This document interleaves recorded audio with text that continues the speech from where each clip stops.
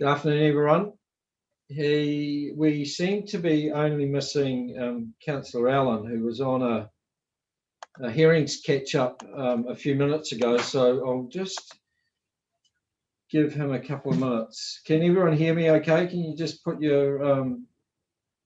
Cool. Thank you.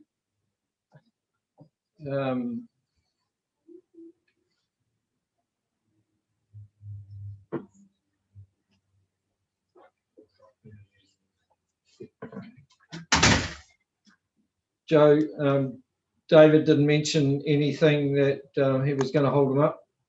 Okay, look, we might crack on.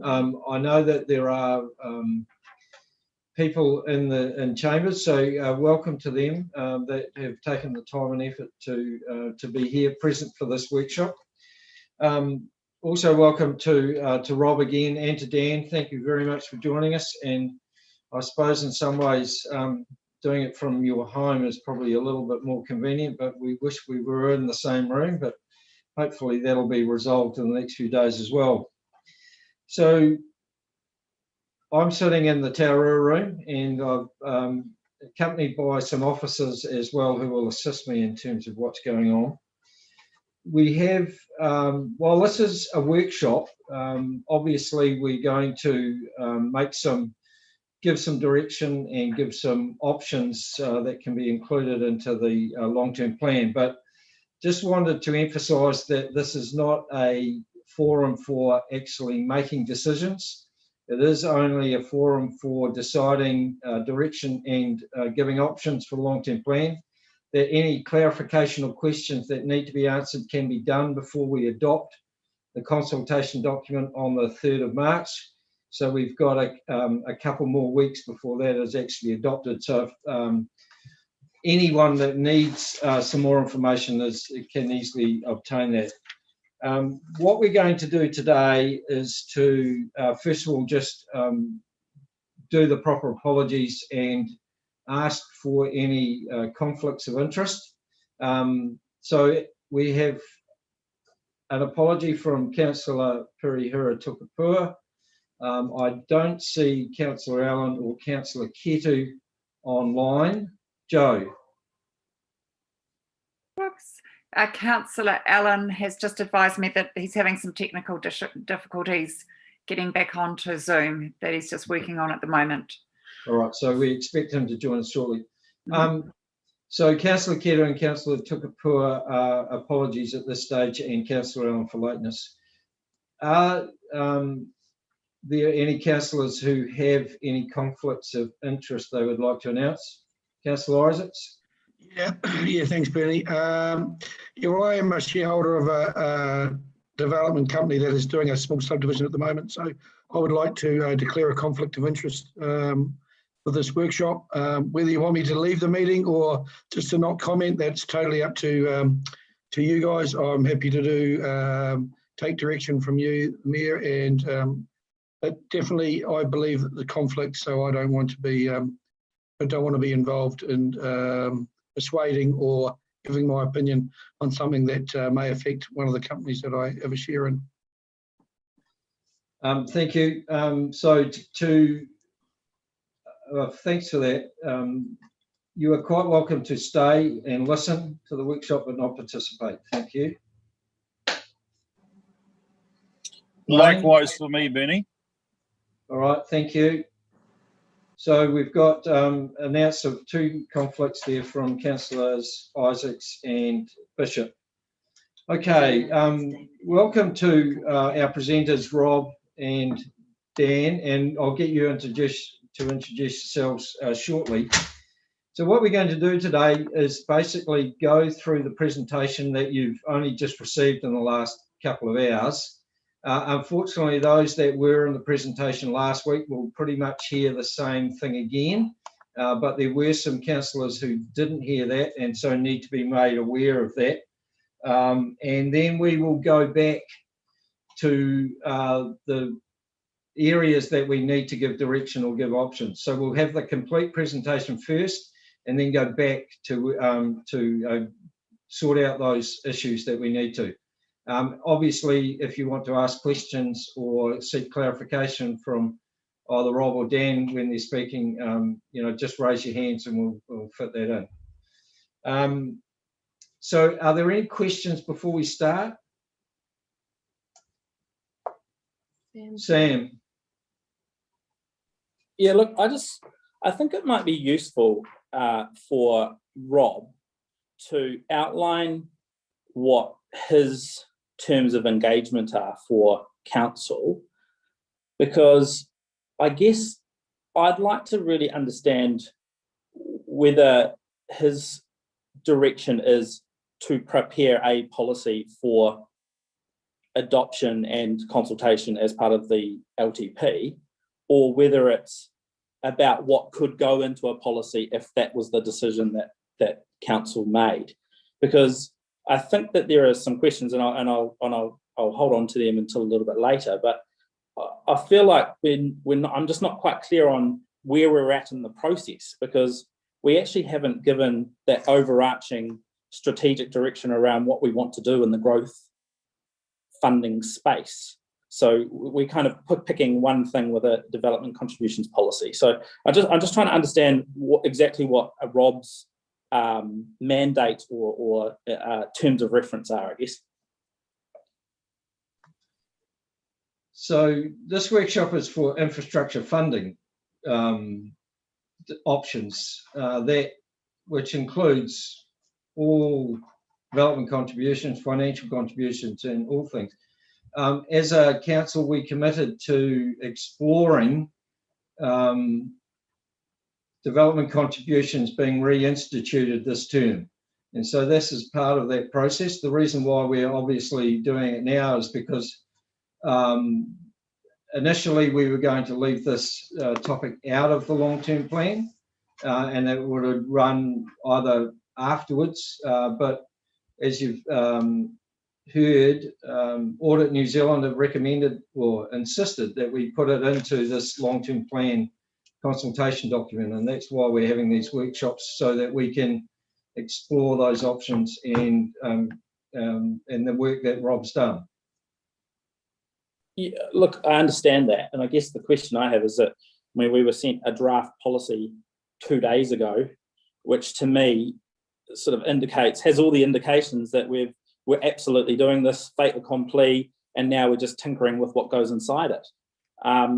And look, I understand that essentially we are committed to doing some sort of development contributions policy because of what's been signed up to in terms of Tara Ika, and as what staff included in the application for the funding there.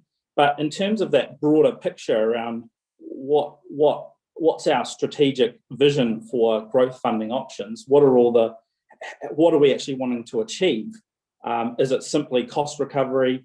Are there some broader policy parameters? We haven't had that conversation. So I just wanted to get that understanding from Rob around exactly what he's been told in terms of what this policy is for and how it's going to be used.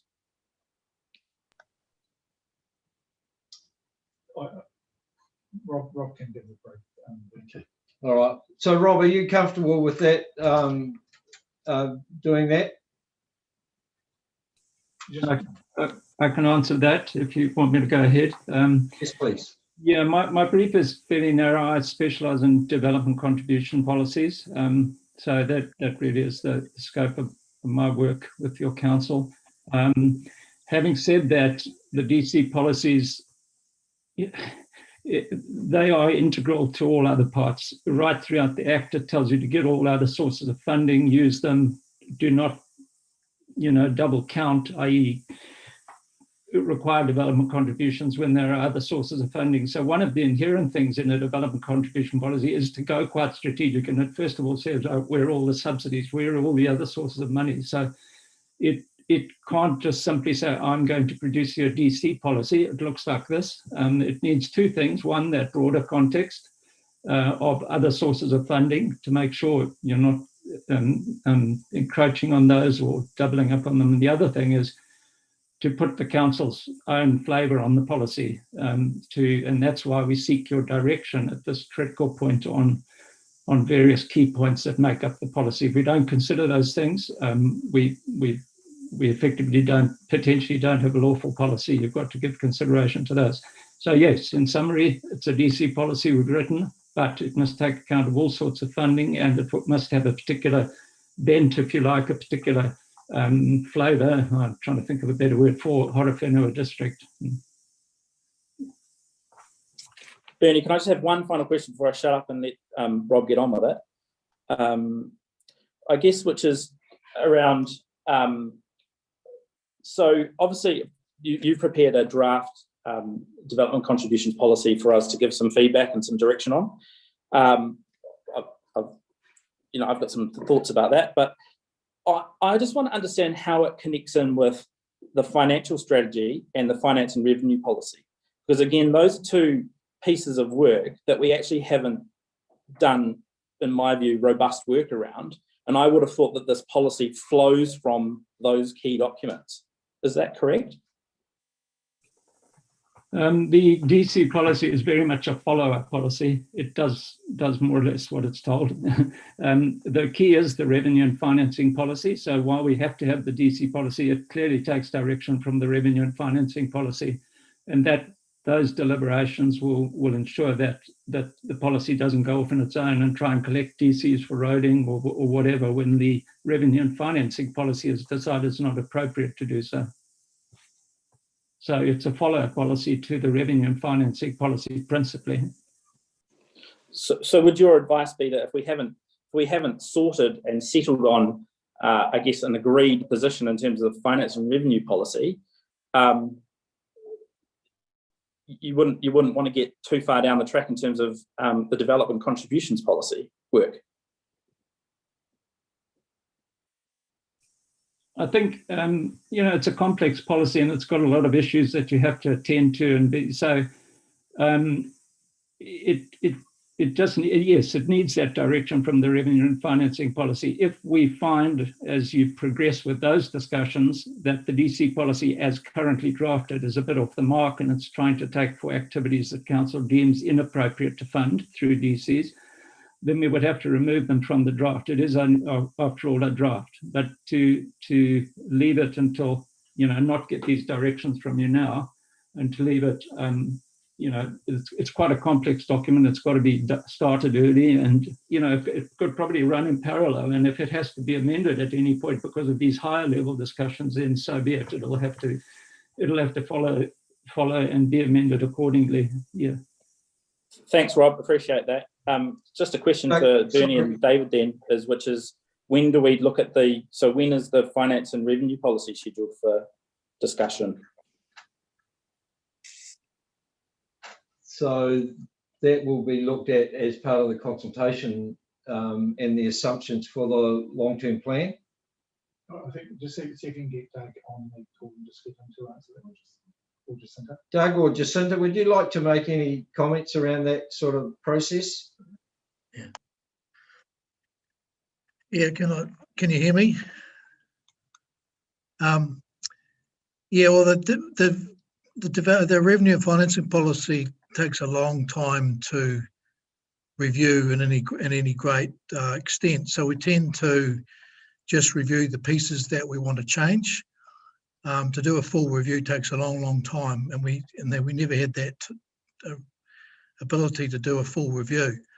So what we tended to do is just look at things that needed to change. Now, the current revenue and financing policy has always had the ability to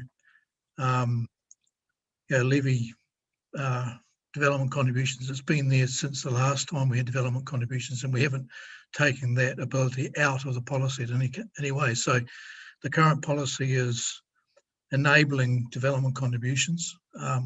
So there's no need to go in there and change anything at this stage if that's, Last point of clarity, I promise. So on that, Doug, you said that the revenue and finance policy, it enables development contributions, but does it enable a broader range of growth funding tools?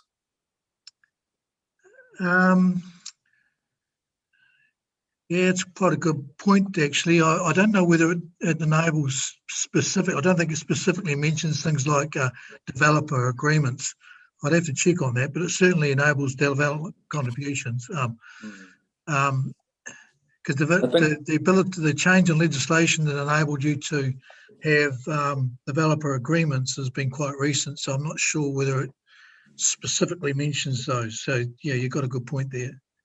Yeah, look, I mean, I'll shut up now, but I think there's some flaws in our process here which we need to discuss and unpack perhaps after the presentation.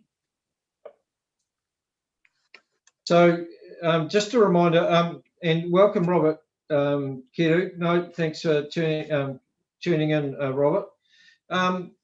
This is a high-level discussion. It is not about the tinkering and the, making the tweaks to any policy that we might, put in place in future.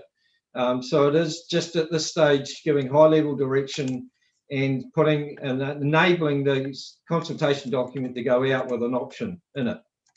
Okay, so Rob, I think probably time to hand over to you. Thank you very much. Thanks, Mayor Bernie. I'll try and share my screen now. I hope straight away that you're going to see the presentation. Share. Have you got that up on your screens? Let me just clean it up a bit. Everybody got it? And I'll go to full. Okay, and you can hear me okay? Yes, thank you. Okay, all right, so let's get started then. We're talking about a draft, very much a draft development contribution policy. Nothing's final, it's just being built really, and we need your direction for that today. So it's the third of 3 workshops really, and we're really looking at the draft policy and model. I just want to try and hide this. Yeah, okay. Draft policy and model, and some early numbers coming out of the modelling work that Dan has done. I should just say I'll run through my presentation on the policy. I'll show you the numbers that are coming out of the model, but Dan will be taking over from me when I finish my slides, and we'll cross over to him and get him to go through the model with you. And after that, then we'll come back to all the policy points and modelling points where we need your direction. Now, what is that doing?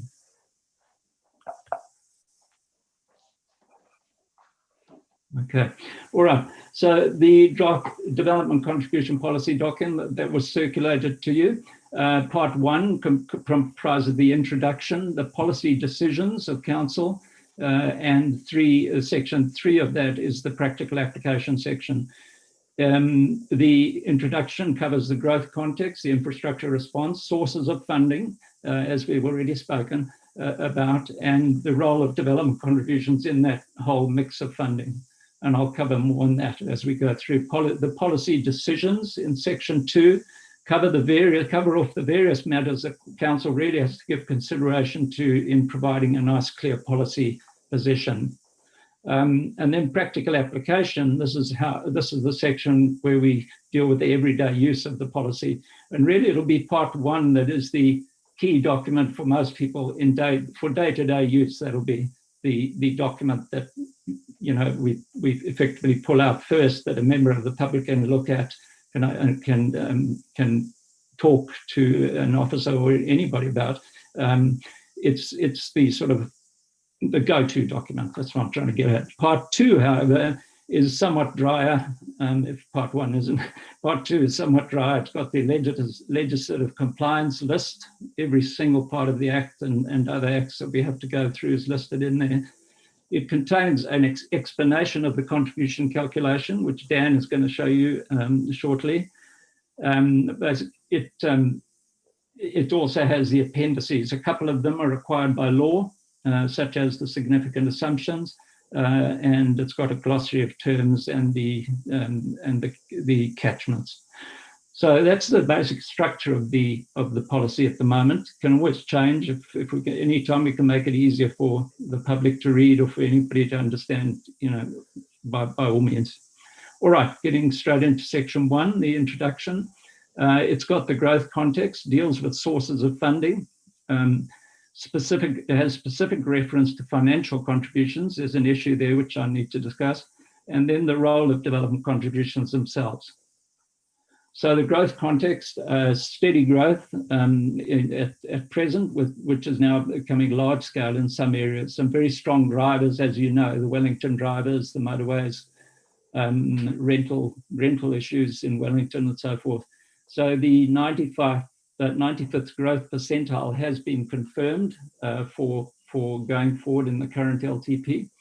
Growth is happening, no question, and council is responding. It's doing it in a few ways, predominantly the moving to an increased supply of developable land. A capital program has a very strong growth element in it, and this, of course, needs to be funded. So the other sources of funding are listed in your policy. You'll see them at section 1.3.4. They will be used. But so as, and we say in the policy, so as not to unduly burden and discourage development with development contributions. So the draft policy is proposing a combined toolbox approach to funding growth. That's carried through to section 226, and stating that we must use other sources to avoid dependence on DCs as the sole source of funding. I put up the slide last week with the councillors that were able to attend. We really wanted to try and decide the types of funding in the blue boxes and where they fell. And so I've put that in, and then I've got some additional inputs to the slide, which try to make clearer how we use this toolbox. So there they are, development contributions, I've put it at the top. Generally, those will be borne by the developer and the property buyer, and that yellow arrow at the top really is an indication there would be some movement between that, depending on what the developer is able to pass on to the buyer without making their development unviable. But equally, it's important that the developer looks the other way at the landowner, bearing in mind the landowner may be selling the developer totally unserviced land, possibly in a very difficult position to service.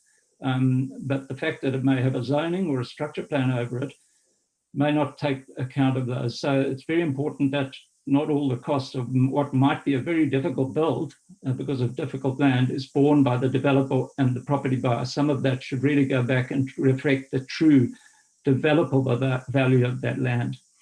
I've shown financial contributions. Again, there's this interplay between the developer and the property buyer, across there, to decide how much effective of financial contributions are passed on to the property buyer. We have SPV levies now with the Infrastructure Funding and Financing Act coming through, another very useful tool to the toolbox. We've always had targeted rates. Those we really used before SPV levies came along, a very handy way of zeroing in on it, particularly an area that might be expensive to develop. We have general rates, and those again borne by the ratepayers, user charges by the ratepayers, but all of those costs, as more property buyers come into the district, that sort of ratepayers, the burden tends to spread over a bigger number of ratepayers, user charges as well. Asset sales remain a very important part. If one's rationalising your land asset register, asset sales may, land and buildings asset register, land and asset sales may provide a very useful source of funding for growth, to help with growth. And then, of course, the all-important subsidies and grants, not to be taken lightly. We always use the NZTA subsidies, and of course, we're talking about subsidies for Taraika in due course. I'm just going to show some.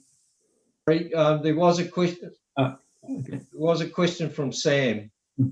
Hey, Rob. The question is around these, obviously these different options, and is it correct to say that any of these options that require a lump sum payment at resource consent time or at one of those early action times, that has either the effect of, it has the effect of reducing housing affordability right now if you were to implement this, because it means that all of a sudden section prices are X amount of dollars more expensive, or it potentially devalues land that is undeveloped, because all of a sudden, say if you wanted to do a 50 lot development, and the development contribution for each lot was for each unit of demand was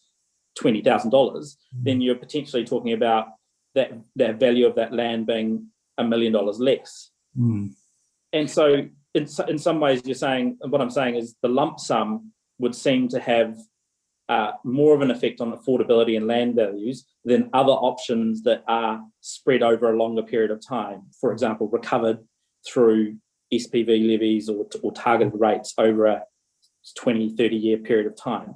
Yeah. Can you comment on the impact of those things on affordability and land values? Yeah, there's no question if you're required to make full upfront payments, potentially as early as the time of granting a subdivision consent, for example, which is and we'll talk about this more later, which is very early in the development process. There's obviously an impact somewhere here. The only thing is that land has to be serviced before these guys can get the thing to happen. The concern is now that debt, you either get it paid back quite quickly by development contributions, or it could be done through an SPV levy or a targeted rate, no question. And I'll show you the next part of the slide. I'll show you I hope that helps to explain it. But the key thing with long-term recovery is going to be the interest component. So what it will have the effect of doing is increasing the value of that asset or the cost of that asset considerably going forward. Maybe that is the way to go. I think it's a double-edged sword, either upfront, and that really messes with people's cash flows, or put it to an SPV levy or targeted rate and recover it over 10 or 15 years, which basically may also have affordability issues for the folks coming into it. You've raised a very good point. I hope the next couple of points on this slide will show what we're trying to do is to get that DC amount down by using these other sources. So does that answer it? And then, or perhaps my next bits of slide might answer it. I'll go ahead then. All right. So we may well see a project funded in part by general rates. The ratepayers may come to the party and say, while you're doing the project, mainly for the development area, why don't we upgrade do our renewals at the same time? So you could well have a combined project. You certainly have subsidies and grants coming into it, and they have a direct effect, taking off an amount of development contributions. You might have SPV levies coupled with subsidies and grants. So the subsidies and grants come in, the SPV levies can be less. And again, that helps this affordability issue that we've spoken about, where interest starts to play, not now with very low interest rates, but potentially starts to play a role. Targeted rates, you may have a project funded by a combination of targeted rates and general rates that may help the existing community a lot, and the new development area with property buyers in it can start to, can pay their portion. Sorry, I hope this illustrates more what I was trying to say earlier.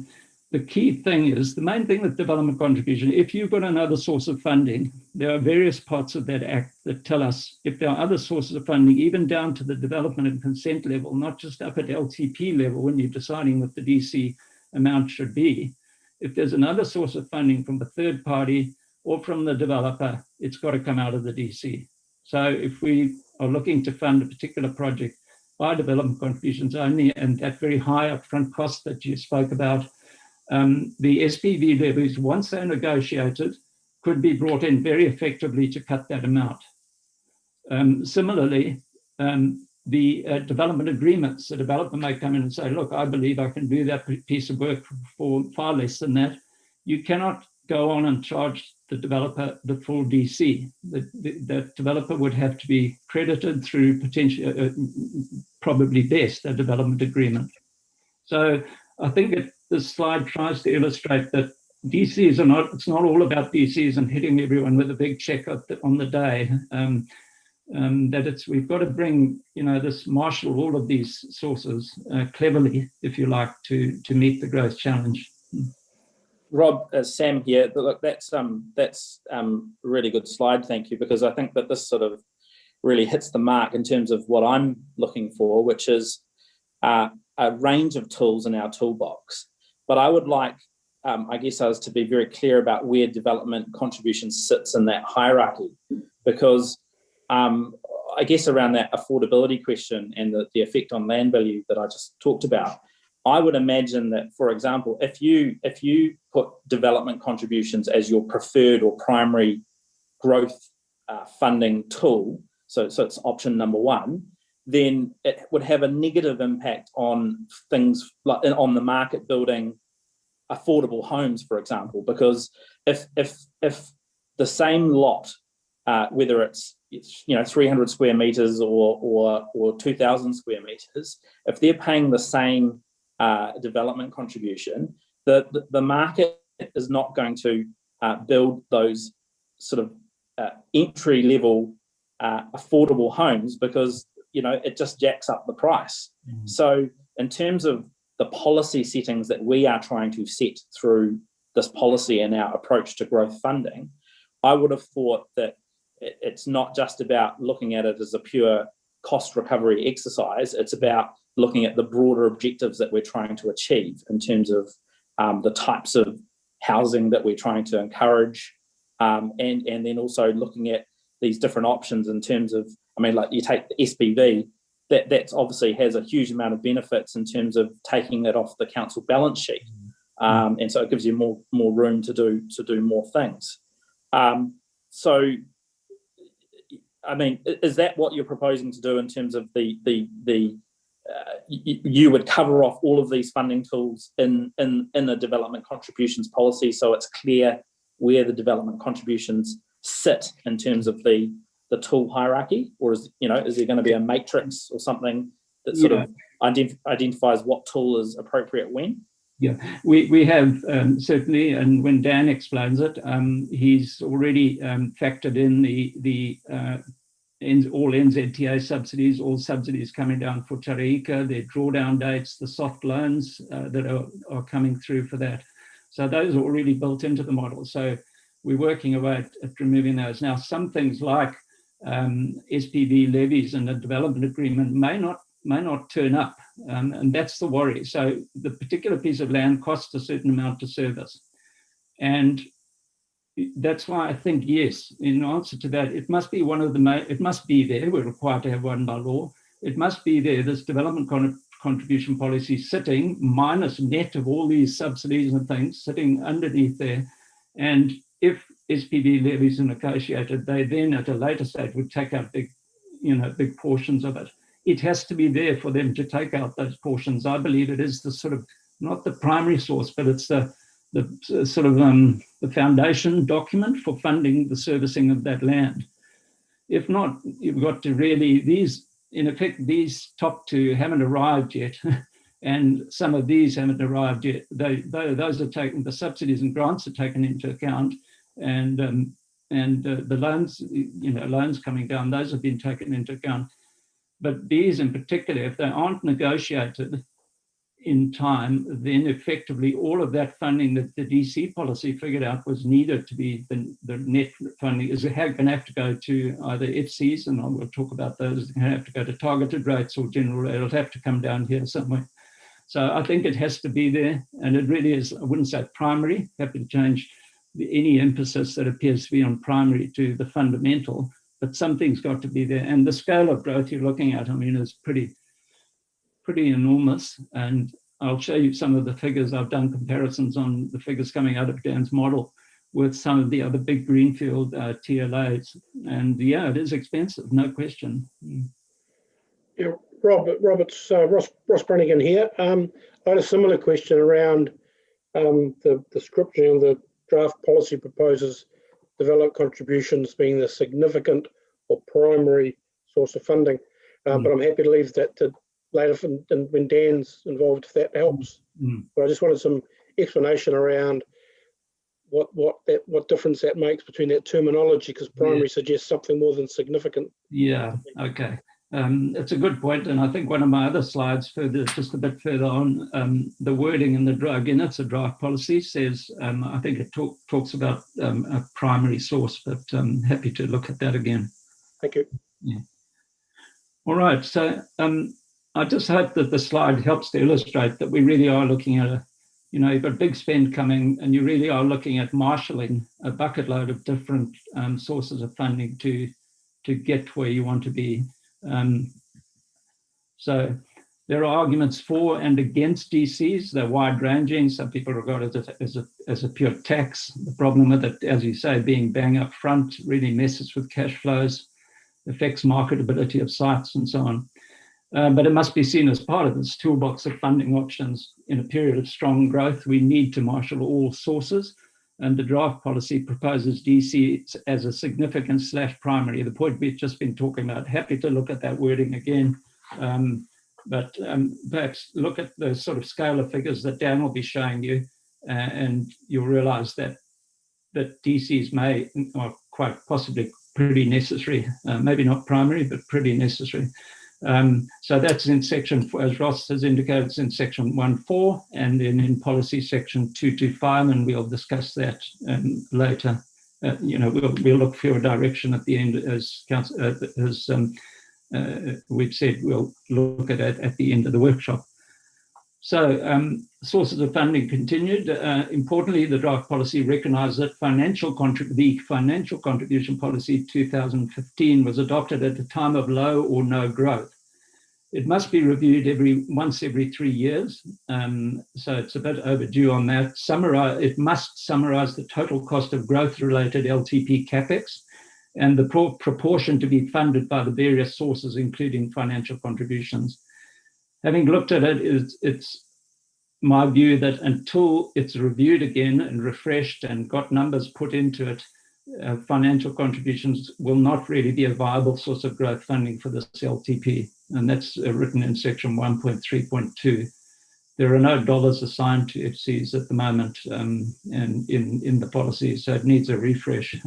So again, a point to discuss later on. All right, into the meat of the policy.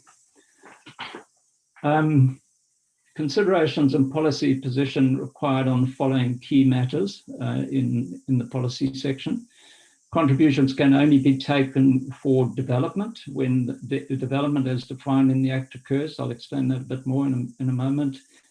We need to look and get direction on the activities to be funded for which contributions are seen by you as an appropriate source of funding. We'll take a look at the catchments or service areas around which we effectively group an amount of funding to be recovered by the people in that catchment. Development, we'll look at development agreements, very important, I think, for this, where you're heading. Various other policy matters on interest, inflation, and past spending. And then there are some other matters covered, the key policy matters, but they're covered in more detail in section 3, and I'll leave those to section 3, and those are mainly timing of DC payments, reductions and postponements, initiated by or responded to by council, and then reconsiderations, objections, and refunds, which are set in law. We just mention them in the policy, but they're set in law. There's whole processes for that. So development has to take place. Whatever the consent that comes in or the application, it must generate additional demand for capital assets and secondly, cause council to incur expenditure. If it doesn't, it's not development by definition. That includes the cumulative demand of many small developments occurring around your district. Those could also be having effects on certain parts of the infrastructure, and they can be taken into account under the Act by this. It's not simply to be aimed at big subdivisions and big developments. So a test for development has to be carried out for each application, and indeed for each activity in each application, because it may be development for the purpose of roading and community facilities, but if they're not connecting to wastewater, it is not development for the purpose of the wastewater contribution. So We have to be really careful, and we have systems in place to do that when the officers look at an application coming across the counter. So the draft policy at the moment, as written in section 2.1, proposes a test for development upon receiving the application. That'll be a point we discuss later. It deems all, and this is an important one, it deems all existing lots in development to have paid for their infrastructure capacity in some way. The assumption is if anything is legally established out there, it was done so on the basis that it could be serviced. It was serviced with existing capacity or general rates over the years. So very difficult to go back and try and prove how it was paid for. So the policy deems all that existing activity to have paid for its infrastructure capacity. The calculation of demand in section 3, which we'll look at, is to look at what will be there after the development has taken place and subtract from that what was there before. Now, it's not a case of saying, oh, the site was developed and it had a whole lot of stuff on it, and we're going to develop something else, or a new modern development. We don't pay DCs. We actually can calculate the demand of what the current demand and subtract it from the incoming proposed demand. It's very straightforward to do that with floor areas and so on. You can very quickly work out the comparative demands. And indeed, some developments on existing developed sites may indeed pay a small additional contribution. All right, activities for funding using DCs typically, and this is where we spoke earlier about the revenue and financing policy, but typically roading, wastewater, water supply and stormwater, those are the big ones that most TLAs look to have funded by development contributions. Community infrastructure, and that includes land on which that infrastructure goes, parks, sports fields, etc. That can all be required through DCs now. All are able to be funded through development contributions. The revenue and financing policy, it's assumed, confirms these activities are appropriate for funding. I think Doug indicated that those activities were all able to be funded under your current revenue and financing policy. Bear in mind, wherever possible, other sources will be brought into play, as we've said. So it might be appropriate to use DCs for roading, but if there are subsidies, you bring them into play. In making a DC policy, the council has the opportunity to include then the 4 main network utilities, a range of community infrastructure, and some examples might be Levin Aquatic Centre and Donnelly Park. So the draft policy as written so far proposes these activities to be funded through development contributions, and that you'll find in section 221, the activities list. That may change, might be taken out, might be added in by the time the policy is finally put to bed. Catchments, quite an Rob, yeah. sorry, can I just ask a question back on that previous slide, Sam? So when you're talking about activities there, do you have to differentiate again whether this is about new infrastructure versus use of spare capacity or utilising existing capacity? We'll be getting on to surplus capacity in a moment. Okay, all right, that's fine. Yep. Yeah, it's valid to use spare capacity and monetize that if you want. I'll come to that in a moment if that's okay. Yeah. All right. So pressing on, catchments. One of the key, the 197AB, you'll see there that section has all these key foundations, if you like, of the policy. And one of those is catchments, i.e. where you share the costs. Territorial authorities are able to group together certain developments by geographic areas or categories of land use, residential or maybe a big industrial area or whatever. But they must balance practical and administrative efficiencies.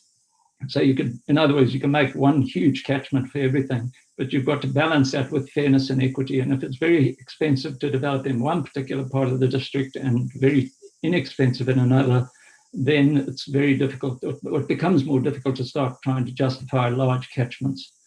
So the Act actually says you should avoid grouping across the entire district wherever practical. The sort of default position is as small as possible, try and keep away from large catchments.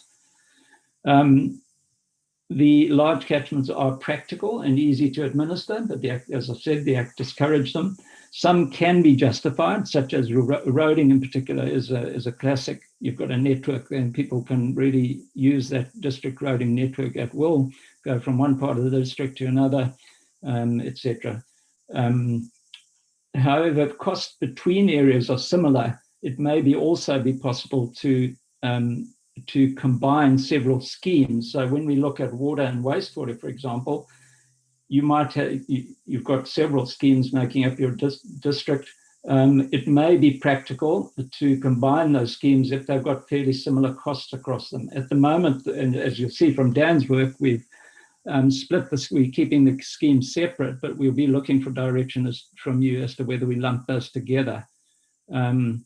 Areas with relatively high costs may require their own catchments. Otherwise, you get this unfairness where one area is actually quite cheap to develop with, say, wastewater, and one area is very expensive. To lump them into a single catchment, does raise equity issues. So the proposed catchments are in Part 1, Part 1, Appendix 1. If you look at the very back of your policy documents, I've got it up on the next slide, we'll get to it. But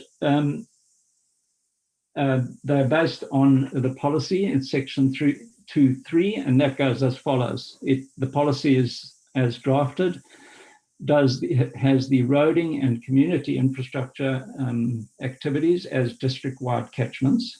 It has water, wastewater, and stormwater, ideally a single catchment, but cost differentials we're seeing coming out of the modelling seem to suggest scheme by scheme catchments for now. We can always look at that again.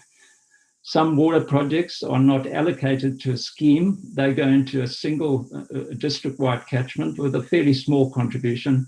But these are projects in the LTP, in the draft LTP, that could really be spent on any of the schemes, depending on needs. So we have suggested a district-wide waters charge in the interest of practicality and fairness and equity. Separate growth, we are looking at separate growth area catchment layers, if you like to call them, for big big capex items specific to growth areas. That's the reality of it. There could be some pretty big spend to get water and wastewater in particular into the big growth areas. They would also still pay the scheme charge because, as well as major infrastructure on or close to the site, they are part of the overall scheme. They will take and use capacity from the downline plant and from the trunks to that plant. So that has to be, you end up with this layering approach potentially. So that's what we're proposing at the moment. Roading district, there could be a Taurika growth layer. I think there's, Dan will show us if there's funding in there. I think there is. Community infrastructure district, wastewater treatment, there's the district. As I indicated, some funding can go to any of the schemes. Then scheme specific catchments, which we've got in at the moment, and a Taurika growth area, wastewater treatment cost. And then any other growth areas, you can split out other growth areas if you deem that to be appropriate. Otherwise, those growth areas, what will happen is they end up tending to go, if you don't allocate them to a specific growth area like Taurika, they tend to end up in scheme. So that something like one growth area might end up paying scheme, which has in fact, some cost for the other growth area. So there's an argument for either having no layers at all, everybody pays together, or channeling that cost into its own catchment. The same applies to water supply. We've done the same, and the same applies to stormwater management. So a number of options there, really. These are not written in stone. They're not a fait accompli. Have a look at the numbers when Dan talks to you about it, and it might make it a bit clearer. All right, these are the first numbers coming out of the, and I've got a comparison side with other local authorities. These are some of the numbers coming out of the early versions of the model. You'll see that in the first one, we're seeing relatively modest DC amounts for most parts of the district, Foxton Beach, Shannon, and so on, and your rural areas that would just be for roading and community infrastructure. These are well comparable with other TLAs. You'll see there, of course, quite a high figure for Taraika. Bear in mind it's minus of the subsidies. Dan has taken the subsidies out of that. He's factored in the fact that the loans are interest-free to keep that number down. But you'll see what it's made up of. It's contributing, as I said, to the district. A portion of the district jobs are for growth. There's the scheme. That's the Levin scheme charge. There's Tarikas itself. And so on, going back down the line. Water. Can you see my pointer, by the way? I hope so. You'll see all the charges going back down the line. It does have a roading contribution. Interesting, if we look at the slide below, we've put in a catchment for Levin North, just that whole area of Levin North, all of the growth areas, to create a separate growth catchment for that. And what the effect it has is to drop, not by significantly, but drop the Tarika development slightly, by about $600. Drop the Levin charge, because a lot of that cost went to Levin, and you end up with a specific fee for servicing all of those areas. Yeah. So that's what's coming on. I'll leave it to Dan. There's no point trying to discuss this now. What I would like to show you is the comparisons I've done so far. We've done a comparison slide using the current, bear in mind, these are the 2018 LTPs of several TLAs. I've included various TLAs close to Horowhenua district, Kapiti Coast, Palmerston North, Wellington, and Manawatu.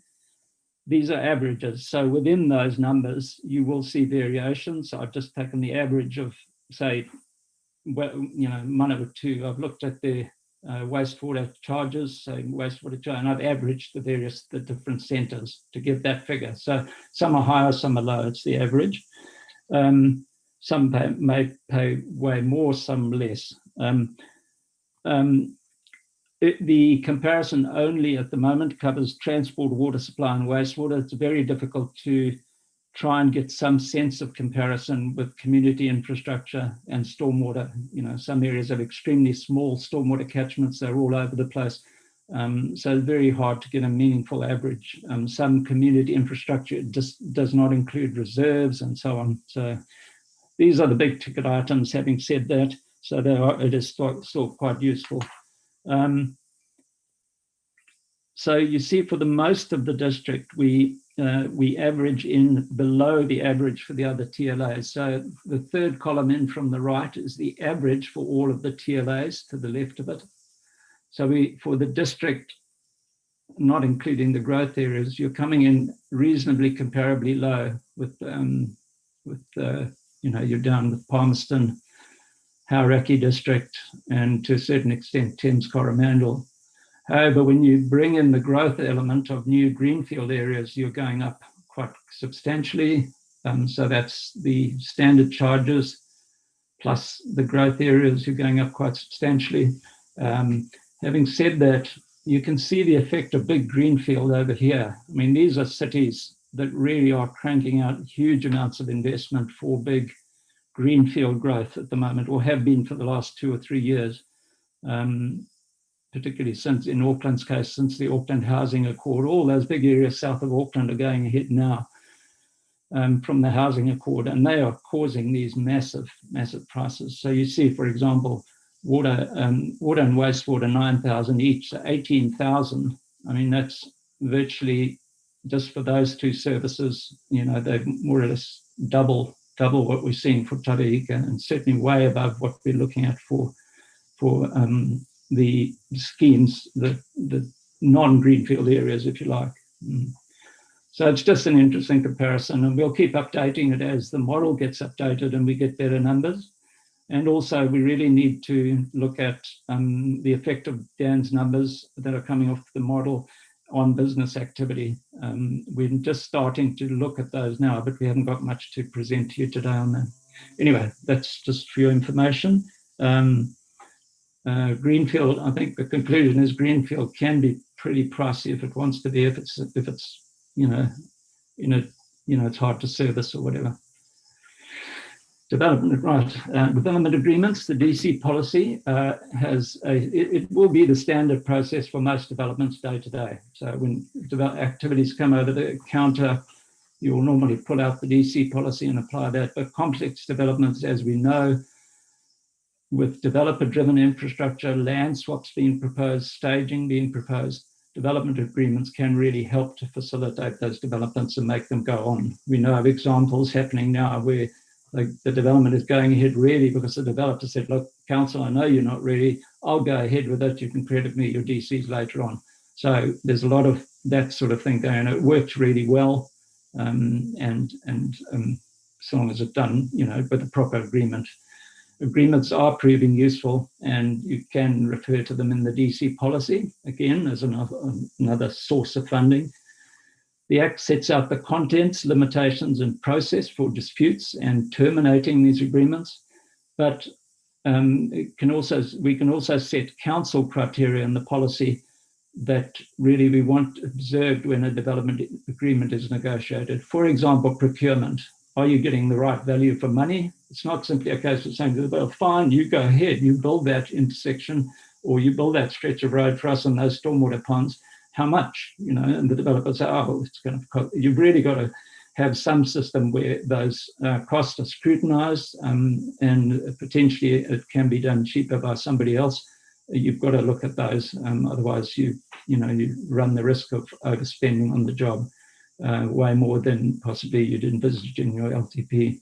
Only LTP projects should be looked at that are in the DCP should really be looked at when negotiating a development agreement. I don't say that entirely, but really you've got to find the money to pay the developer back at some point. When they've built that nice road, they've really got to be funded. When they, you pay them back with the DCs, you're paying it back with money collected for projects that are not in that, you're going to end up with a budget hole.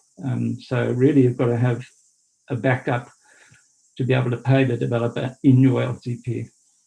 So the draft policy proposes references and guidelines to development agreements, and those are in section 213, 2132 for the criteria. These things like value for money, they're all in 2132.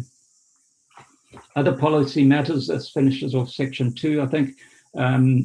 Section 251 of the draft policy does not propose to include past capital spending in developed contributions. Now, we spoke about this earlier. You have the ability to use surplus capacity and pass that on to new development. And the Act refers to projects provided. However, the Act refers to projects provided in anticipation of development. In a time of slow or no growth,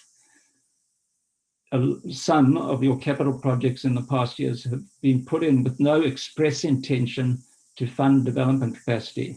And that is the risk of challenge at this stage. However, it's quite possible in your review of this policy in 2024, your LTP has changed in its nature to funding growth. It's a growth funding tool. And you really want to start picking up spending that surplus capacity spent in years 2021 this year to 2024. That will then be surplus capacity. And I think then you've really got to look at including that in your contributions. But to look back into the last 10 or 12, maybe 15 years and say, oh, there's a whole lot of capacity there that we did with the intention in anticipation of development, I think could be open to challenge. Section 2.6 sets out the period of benefits of the policy. It sets it at 30 years. So we're saying no surplus capacity, as I've said above there. So we go from 1 July, start afresh, 1 July 2021 to 30 June 2051. This prevents spending in the early years with long capacity life being borne by the new arrivals. So if you do spend up big in the first few years, if you make that period of benefits too short, then you're going to severely burden those folks who arrive early, and people arriving, say, year 12, arrive to a fully paid off asset. with bucket loads of capacity in it, and so they get off, in a way, get off scot-free. You've got to spread the cost, and it raises the contribution for those early arrivals as well. We've got to spread these costs right down the line, because naturally these big capacity projects have pretty long lives, certainly way beyond the 10 years of an LTP. All right, sorry, I think these are the last two policy matters on section 2. Section 251 of the draft policy proposes the inclusion of interest and inflation in the development contribution calculations. The Act says, I think it's 197.1, I think it is, says Council is able to recover the total cost of capital expenditure necessary to service growth over the long term. The draft policy at section 2.8 takes account of the fact that a number of projects at Taraika are to be funded with interest-free loans. Dan has built that into the models. So where there's no interest or interest-free loans, we certainly wouldn't put that in. It's not just a blanket add X%. That is not the case. We would bring those in. But if there are genuine interest costs, those would be included. Similarly, with inflation, we use the inflated capital costs in the LTP to run the model. Section 210 sets out the draft proposal for assessing units of demand, and we'll discuss this more fully in section 3. Are there any questions at this point before we go into the practical application? All right, let's press on then. Section 3's content. Buildings on the policy. Sorry, it's building on the policies in section 2, and section 3 sets out a whole range. So it builds on those policies, and it sets out a range of steps to be followed when actually processing an application across the counter. There must first be the test for development that we spoke about, and it's repeated again in section 3.1. And once this is done, section 3 covers units of demand, how we calculate the demand from that development, the calculation of the development contribution to be levied, the time of payment, council remissions, reductions, and postponements, again, council initiated, and then required by law, reconsiderations and objections and refunds. We have no flexibility there. There's just a process to be followed. Somebody can ask for reconsideration, can object, or seek a refund, and the law really applies. Nothing to be decided on there apart from putting it into the policy. And then the remedies, again, in law when contributions are not paid. So that's sort of what makes up section 3. I see Auckland, I've just been told Auckland is going to level 2 from midnight, everywhere else to level 1. All right, units of demand.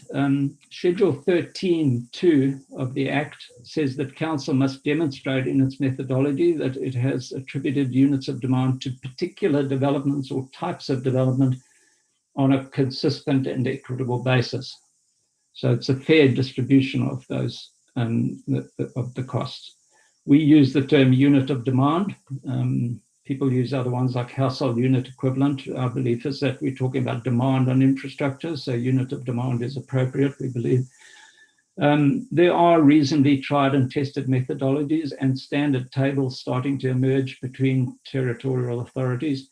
And if you want to turn to table 3 in your draft policy, you can have a look at some of these. I haven't actually put them onto slides, but rather look at the hard copy documents or on your computer.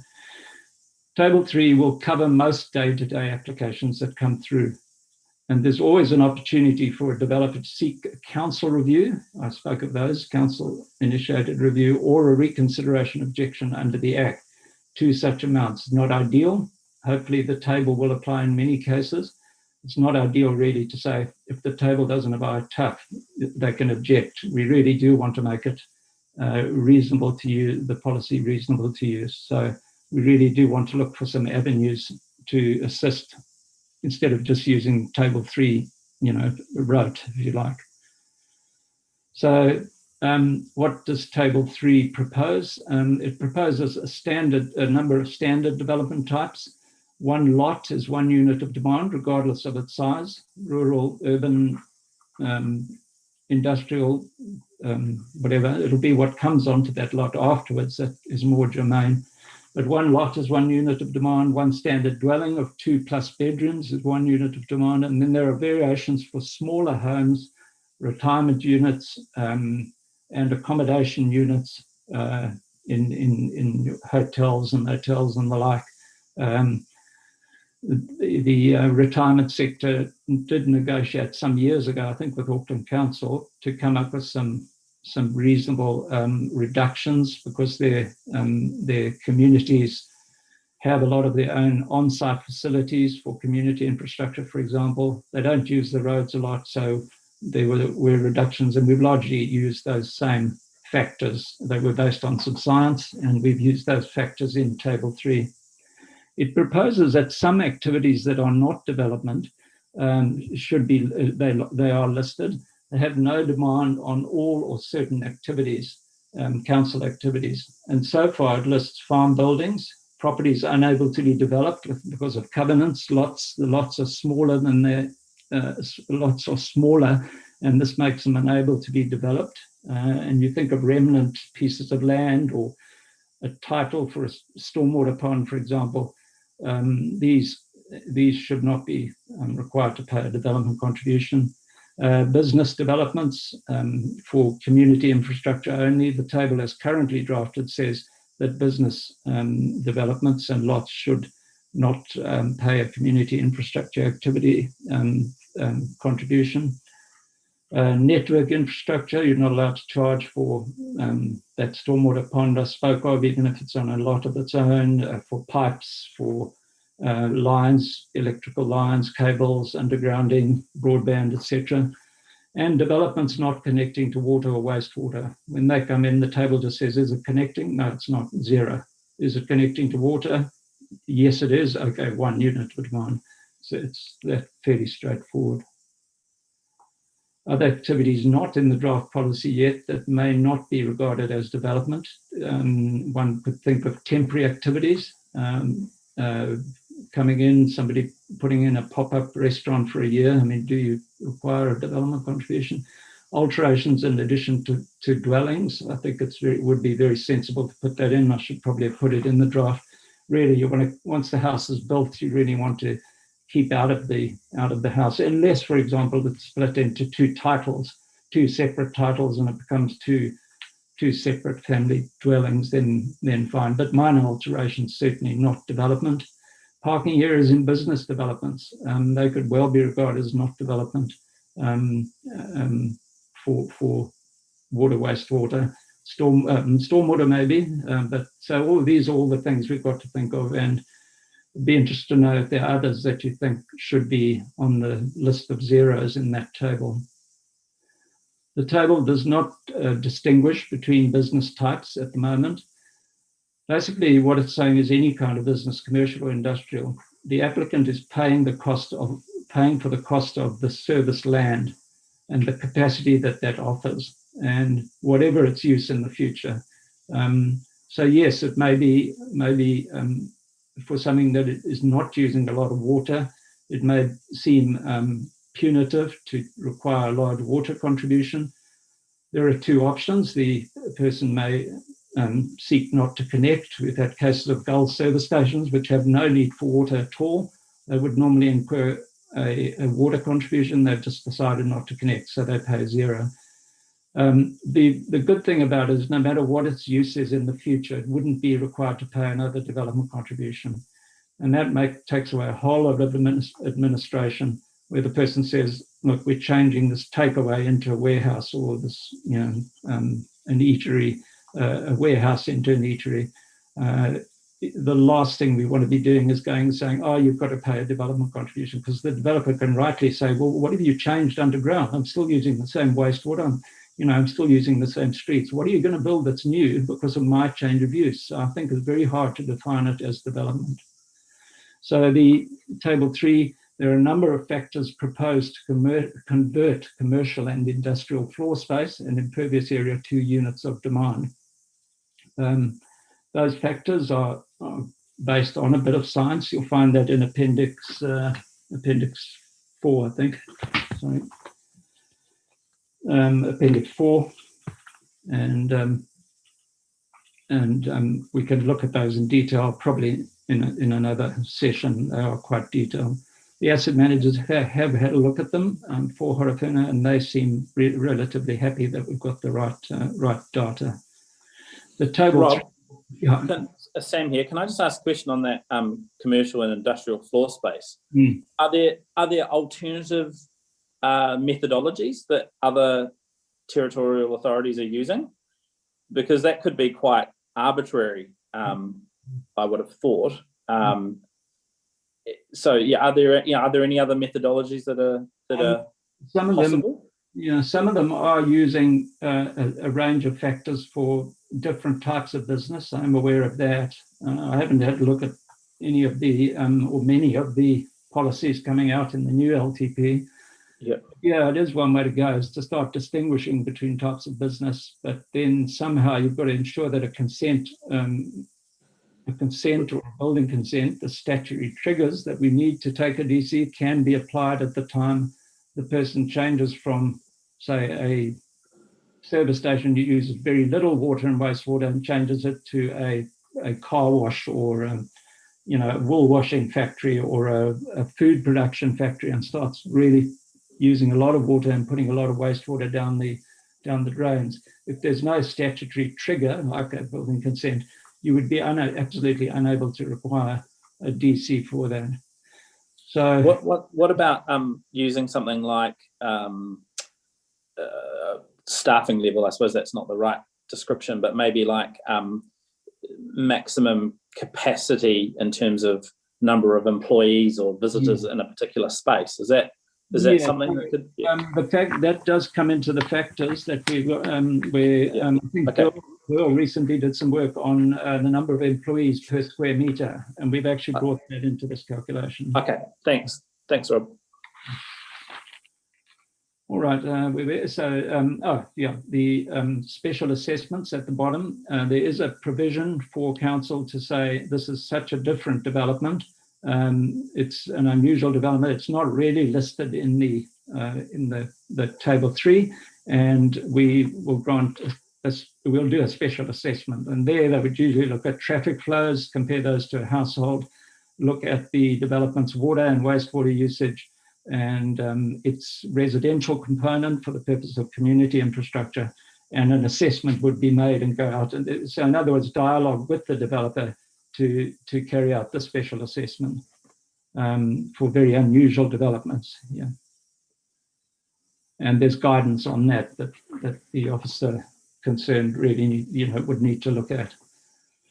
All right, time of payment, and we're getting towards the end now. Time of payment, a territorial authority can require a development contribution when a consent of any kind is granted. So that's all of the 4 major consents, and a request for a certificate of acceptance under the Building Act as well as the 5th one, I think.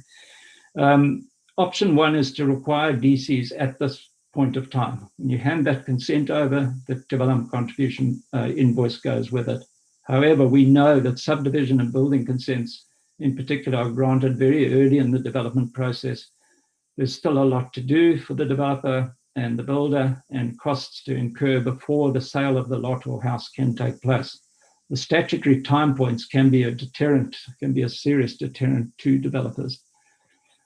So option 2 is to issue an invoice on granting consent for a service connection, a land use consent, a certificate of acceptance under the Building Act. So those tend to indicate that the activity is more immediate, and the invoice is issued at the same time as the consent is granted. The change would be to issue an assessment upon granting the consent, and then invoice in the case of a subdivision consent upon application for the 224C certificate. That might be 2 years down the line once all the work has been done on the site. And council if it's not paid at that point, then council has the ability to withhold that certificate if it's not paid. So you could use that as a statutory point of payment. A building consent upon the commencement of building work, usually first building inspection is called for, and effectively the invoice would be issued. And again, council can't withhold a building consent. It can, however, withhold a certificate of compliance. So there are remedies if those delays there are safeguards to allowing those delays. It's not as though allowing the delay means the council is going to lose the contribution. And option 3, and there's another rider to subdivision 1, which I'll come to in a moment, where you could pay it even later than that, if that's the way you want to go with this policy. Option 3, consider postponements case by case, and that really brings in huge questions of practicality and costs of every single one is a postponement. Really, it's probably not going to be a great option. We need some guidance, as you've seen, and some criteria as above. So in summary, we have 3 basic options to invoice as early as possible, going through to a much later, in some cases, a much later statutory point in time, closer to the point of sale of the property. A variation to the delayed payment on the subdivision, a further variation to that is actually that the DC is not paid and the Section 224 certificate is handed over. And really that is the last point at which council can require. They've lost any remedies as soon as they hand that over. They can't withhold any more. But to register a statutory land charge against the title of the land under Section 118 of the Land Transfer Act 2017. There's an error in your policies in Section 3.2. It still refers to the old Land Transfer Act, which has been repealed. And I'll correct that. It's now the Land Transfer Act 2017. So policy in Section 362, currently as drafted, allows for this little addendum to come in, where you can actually do it in 2 stages with the subdivision, either at 224, or you can seek deferral with using a statutory land charge. They are commonly used by the councils. I know Auckland Council uses them a lot. Some other councils do use them. I don't think they're particularly onerous or hugely costly legal-wise, but I can get more details on that for you if you wish. So it may just assist, as well as potentially used for punitive purposes, the registering, but actually it would have the positive aspect of assisting developers bringing their developments to market. And then at the time of transfer, the person purchases the property, it's on the title. So their lawyers would be made well aware of it. The purchaser would be made well aware of it and be able to make a purchase decision on that basis, that there's an outstanding DC on it. It wouldn't be hidden anywhere because it's on the title. One aspect, just seeking your guidance on deferred payment costs to council as it waits for these payments, if it goes along the route of delaying payments. Section 198.2a fixes DCs to levels consistent with the contents of the DC policy in force at the time the application was made. So if somebody makes an application the day before a policy is replaced, effectively that development can go through, say, 3 years later on that old policy, and council is unable to increase the contribution. If the policy includes a fee on deferred payments, this could cover increased costs over time. Our one safeguard is that there's inflation built into, as I've already said, the policy builds inflation into the model. But the fact remains, council could be waiting some time to recover its development contribution. Again, a deferment fee, if one is included, and it should probably happen outside this policy in your fees and charges as an administrative charge. It is seen as punitive and potentially seen as punitive by your community, and also adds administrative complexity where it has to be processed. Is it worth charging the deferment fee? So it's something we'd need your direction on. Oops, sorry. So time of payment. Sorry, I'm just going Okay, right. The draft policy proposes to use option 2. Section 2.1 covers the policy aspects of our time of payment deferral. Section 3.5 covers the invoicing process to be used in practice. At the moment, no deferment fee has been written into the draft policy, but could be considered. Section 208 of the Act contains the remedies for non-payment, and they're shown or referred to in Section 381. Those are the withhold. You can withhold 2 to 4, you can withhold the certificate of compliance, you can prevent service connection and so on to the property. Failing that, Section 252 of the Act, a development contribution is recoverable as a debt, and that's covered and referred to in Section 382, and often that probably would be, in some cases, would be the way to go. Just, it's a debt, it's like any other. Yeah. All right, reductions, waivers and postponements. There's no requirement in the Act to offer reductions or waivers or postponements of contribution amounts for the council to formally write that into the policy. But if council does, all the Act says is that it must set out the criteria for doing so. And that's in Section 2011. It has been done in the past. I think just for all practical purposes, TLAs, as long as I've been doing them with local authorities, have looked to some sort of reduction and waiver process well before the Act mandated those reconsideration and objections in the changes a few years ago. A lot of councils did it anyway. It was just the sensible thing to do. Option 1 would be to say no scope for reductions in the draft policy and rely on the reconsideration and objection procedures in the Act to reconsider any amounts charged. This gives no flexibility to the council in negotiating early on with the applicant about the nature of the development and all that. The only recourse for the applicant really is to follow a formal process, and that just means costs for all parties, particularly if it ends up as an objection. You really want to forestall that by having a look at the development and say, you've got a justifiable case here, fine, we would look to reduce or waive the contribution. Option 2 would be to look at a limited scope reduction or waiver.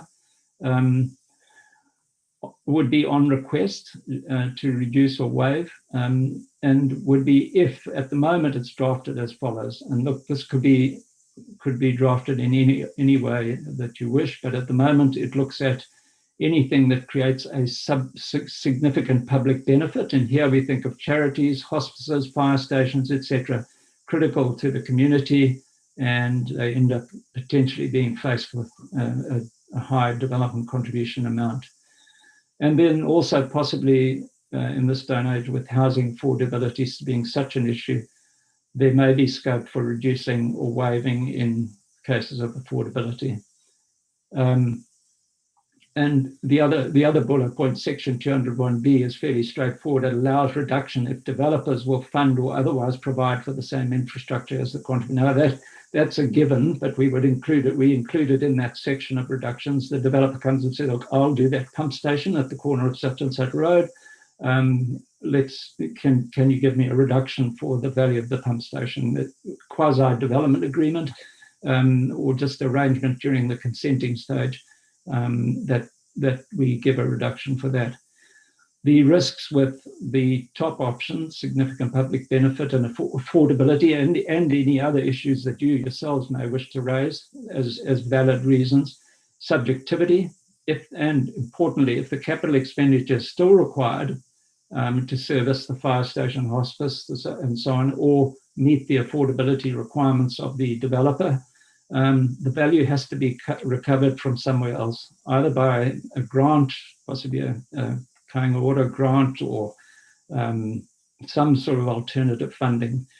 We can't be giving, and some councils did in the past, give credits for land provided and ended up with huge holes in their budgets. They weren't able to go and buy other land that they needed for reserves and so on, because the developer in that case was being constantly subjectively being given, oh yeah, you've provided some land, we'll give you a reduction. And I'm saying that's fine. You can do that under section 201B, but you've got to be sure that value is recovered either from the developer doing the job or from some other source of funding. We cannot have these holes opening up in the budgets. And the other risk is it adds administrative complexity and costs to the whole process. But this is one of the key areas to consider in your policy making. Reductions in waivers and postponements, the third slide, I think it's the last on this one. The draft policy proposes using option 2, a limited scope reduction and waiver policy at section 361. The draft policy sets out a process of review, i.e. you need to apply by such and such a date, we'll potentially convene a hearing. And the policy as written just calls for an independent party to be appointed to consider reviews in section 363. In other words, particularly if it's very subjective, the hospice issues, SPCA, what about the SPCA, what about Plunkett, and these sort of things, we have to really look at an independent approach to it. And a constant eye on the dollars. Right, we've waived it. Where does the money come from? The postponement provisions towards the bottom of the slide, we've already covered those, and they're provided for in section 362. All right, reconsiderations and objections and refunds. These are all set in legislation. Section 198 and 199A1, the right to a reconsideration, and 202A1, the DC policies must set out the process for reconsideration, which it duly does in section 37. You'll be able to find it there. The scope is, however, quite limited. It's really about a developer, or sorry, the grantee of consent coming in and saying, I think you made a mistake in the calculation, we measured my floor area wrong, or the application of your policy has been incorrect, you shouldn't have charged me for this particular thing because I'm not going to, whatever. It's very technical and incorrect information used. So there's not a lot of latitude there for looking at the types of use. An objection, however, it's related more to the development itself. And this is where we go down quite a potentially slippery slope. Features the considerations are wider and relate to the development. Features that reduce the impact of the development on requirements for community facilities. Infrastructure not related to the development. So may object, so why am I paying for that particular piece of infrastructure 40 kilometres away? A breach of section 200, i.e. using other funding sources and not deducting them, the point we raised earlier. If other funding sources are forthcoming through one of the sources I showed you on that slide, then they need to be removed from the development contribution calculation, and also incorrect application of the policy again.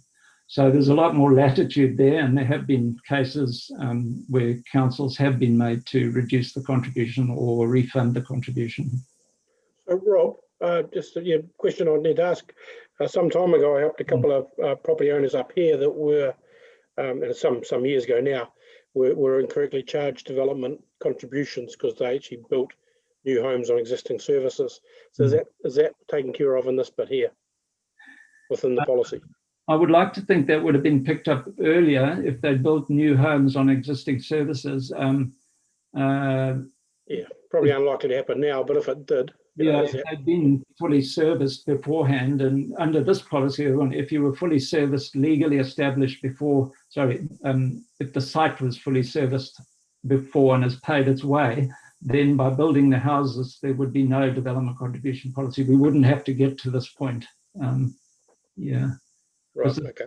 Yeah, because the site would carry a credit. It's connected. It's been sitting there for a long time, and then somebody comes and puts a house on it.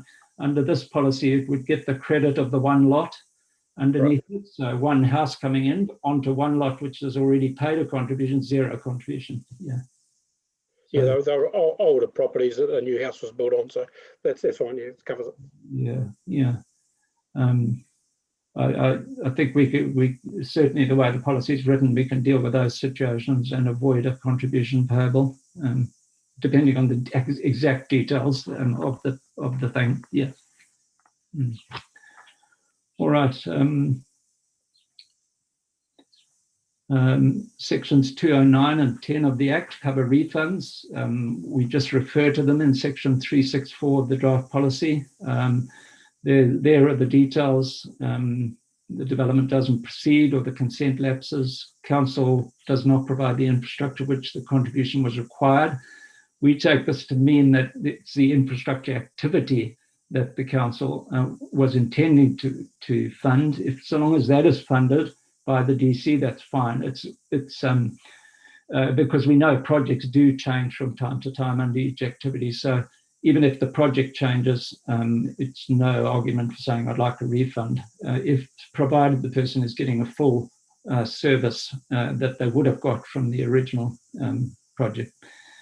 And there is a 10-year or as agreed, or years as agreed with the applicant, refund of reserve contributions if not used for a specified reserve purpose, or if land is acquired for a specified reserve purpose and is not used for that purpose. So very clear, but it's quite limited to reserves. Anyway, again, we just refer to the Act.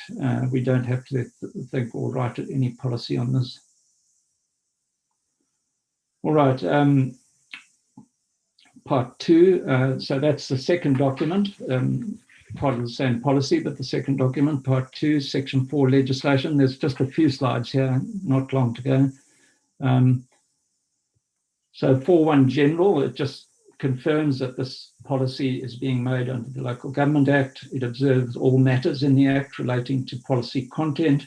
Everything we have to have in the policy is there, tables, whatever, they're all there.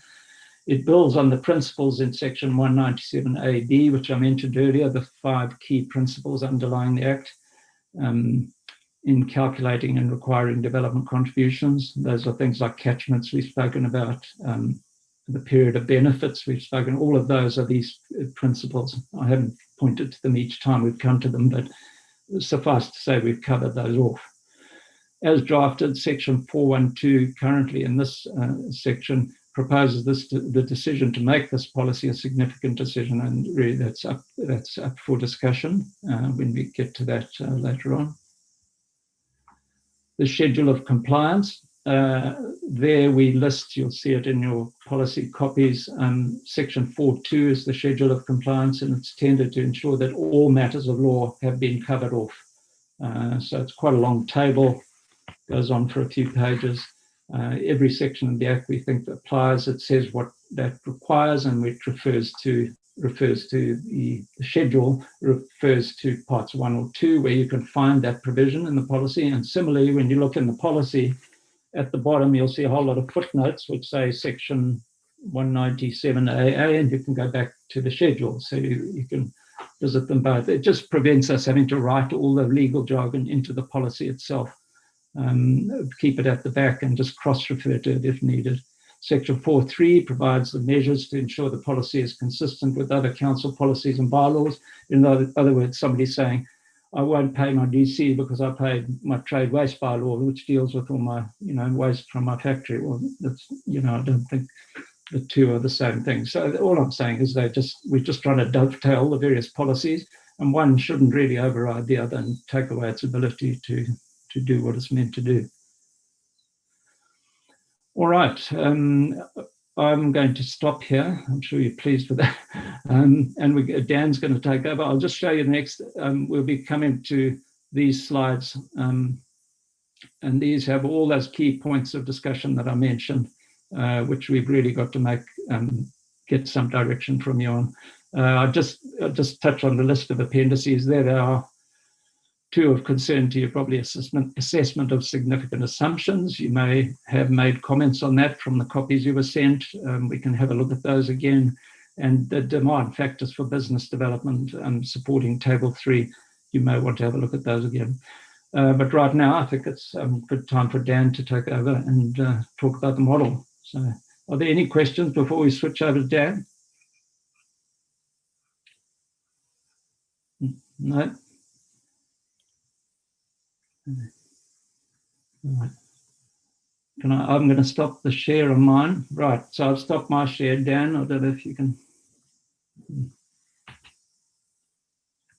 You there, Dan? Oh.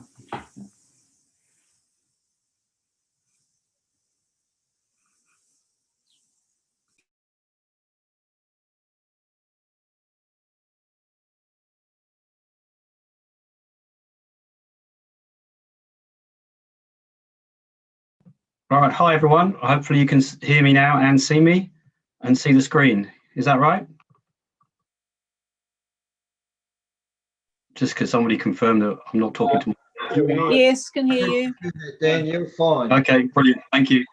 Right, fantastic. So my name's Dan. I work with Rob. I'm going to take you through really just explaining the mechanics of the model we've got, which calculates the development contributions. What you can see in front of you is the table that Rob's already shown you earlier on. These are the different prices that the model has calculated for development contributions. What I want to focus on is just one number, just to give you a flavour of how the model works. So I've picked this one here, which is wastewater treatment in Levin. So if somebody develops in Levin and they're liable for a development contribution for wastewater, they pay this price of $7,563. What I want to do now is just explain to you how we calculate that number. We start with our capital program. All of the projects that are in the long-term plan for the next 20 years. So all the capital projects, we start with all of them, and we look at each one in turn. Here, this is the list. This sheet here shows each project. I've filtered this down now to just the projects that are in the activity wastewater for Levin. And here are all the projects here. So we look at each of these projects and we go through a process, which I want to just take you through.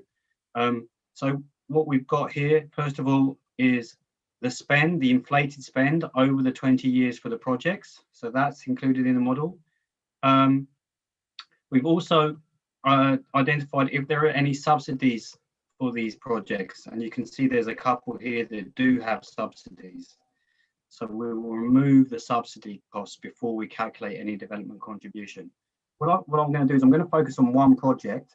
So I'm just going to hone in on this one here so you can see how the model works. So this project here is Levin Treated Effluent Discharge Strategic Upgrade. Within Levin, it has a subsidy, the 3 water subsidy, and we'll look at that. And here is its inflated spend. You can see it's a significant project with quite a lot of spend over the 20 years. I'm just scrolling across, hopefully you can see that. So the first question we ask of any project is, and this is a part of the Act, is does this project in any way contribute towards growth? And the answer to that has to be yes. If the answer to that is no, this project immediately is removed from any calculation of development contributions. So that's our first hurdle. Does the project contribute in any way towards growth? And we need a yes in that to take this project any further in terms of the costs contributing to the development contribution price. We then ask, and these are questions answered by the asset manager, the period for which this project will provide benefit. And what we can see here is this one is providing benefit for 30 years. So the 20 years of our LTP plus an extra 10 years, okay? So this is a judgment made by our asset managers, and they have judged that this project will provide benefit for 30 years. So we've got a project, it's got to spend, I'll just come across, it's got to spend over the 20 years of $29 million, sorry, it's $30 million. There is a subsidy of 500,000, which we remove. So now we've got a project that's cost $29 million. The next thing we want to decide is how much of that is attributable to growth and how much of that is attributable to level of service for the existing community. So the split essentially between rates and growth. To do that, we ask our asset managers to answer 2 questions about this project. First of all, they look at benefit, and they have to decide for this project who benefits from it. And it's on a continuum from existing community benefit only to new and future arrivals benefit only. And they have to make and there are other options in between where it's shared but in different proportions. So we ask the asset manager to make a call on this project as to who benefits along this continuum. That's benefit, who benefits from the project. We then ask them who caused the project to happen. And again, it's on a continuum from growth at the top causing this to happen, purely growth, down to purely renewal or level of service, or something in between. So asset managers make a call on those two questions. And from that, we then derive a percentage split for the project, just taking you across to. So from the answers they made, this project has a split of ILOS and renewal, in other words, rates of 37.5% and growth of 62.5%. So we now take of the 29 million of the project, only 62% of that cost will be considered for the DC price. Is everyone still with me? Any questions at this point? I'll keep going. Yeah, Dan, sorry, I need to jump in with a question. Yeah, sure. So in our capital expenditure program, obviously projects are split into level of service, renewals and growth. So that's how they show in the actual CapEx program. Yeah. So are you saying that you bundled all of those? And so if a project is split three ways, for example, in the CapEx program, are you saying you've bundled all of those numbers together again and then use this calculation, or is it only on the growth component that you're doing this calculation? So that call that someone's made is really, they've said what they think the majority of the project is. Most projects will be a portion of a bit of all of those three things: level of service, renewal, and growth. I think, you know, the people have been forced down a road to choose one, but that isn't the answer. So I haven't bundled any project together. I've got the projects as they come out of the financial model, and even like this one here, what you're talking about, I'll just show you. For this project, the asset manager's indicative driver, which is what you're talking about, is level of service. Okay, but we're getting into a bit more detail, and we're saying that's not good enough. Let's ask exactly try and derive exactly how much of this project is for level of service and how much is growth, because it's not all for level of service. So they've made a call on that. They've answered these questions about how much of the project was benefiting level of service or existing community, how much of the project was caused by benefit level of service or existing community as opposed to growth. And from that, the project, even says level of service, it's actually ended up splitting, in this case, ILOS level of service 37%, growth 62%. I don't know if that's answered. So, okay. So it's each I think matches exactly. Yeah. But we've got to you've answered the question. I think there's some questions for. There's very few. There's just some questions for staff, I think. Yeah. There's very few projects, apart from pure renewal projects. There'll be very few capital projects which are just one or the other. So what we're doing is we're using this model to split to get a percentage, which is growth and which is ILOS renewal. ILOS stands for improved level of service, just in case anyone wonders. So okay. What we said then of the project, which was 29 million in cost over 20 years, 62% of it is growth related.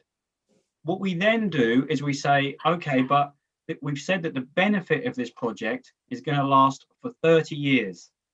So of the 62% of 29 million, how much is for benefit of people in the LTP period and how much is for people coming later than that?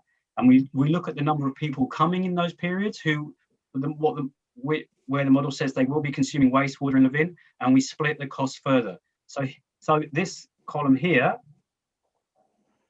that I'm highlighting here, this is the cost of the project attributable to the next 20 years. And then next to it is the cost of the project attributable to after 20 years. So if I add up these three numbers here, this is the total, the 29 million, and we can see it down the bottom. 11 million of it is for existing community. 9 million of it is for people coming in the next 20 years. And 9 million of it is for people coming from years 41 to 51. And it's this number here that goes into our DC calculation. Does that make sense to people? So we isolate the community, because for a DC price, we say how much money have we spent on people in the LTP period, which is 20 years. How many people are coming in the LTP period, 20, and then we divide one by the other. So we isolate the costs for the LTP period, and then we divide that by the number of people coming in the 20-year period.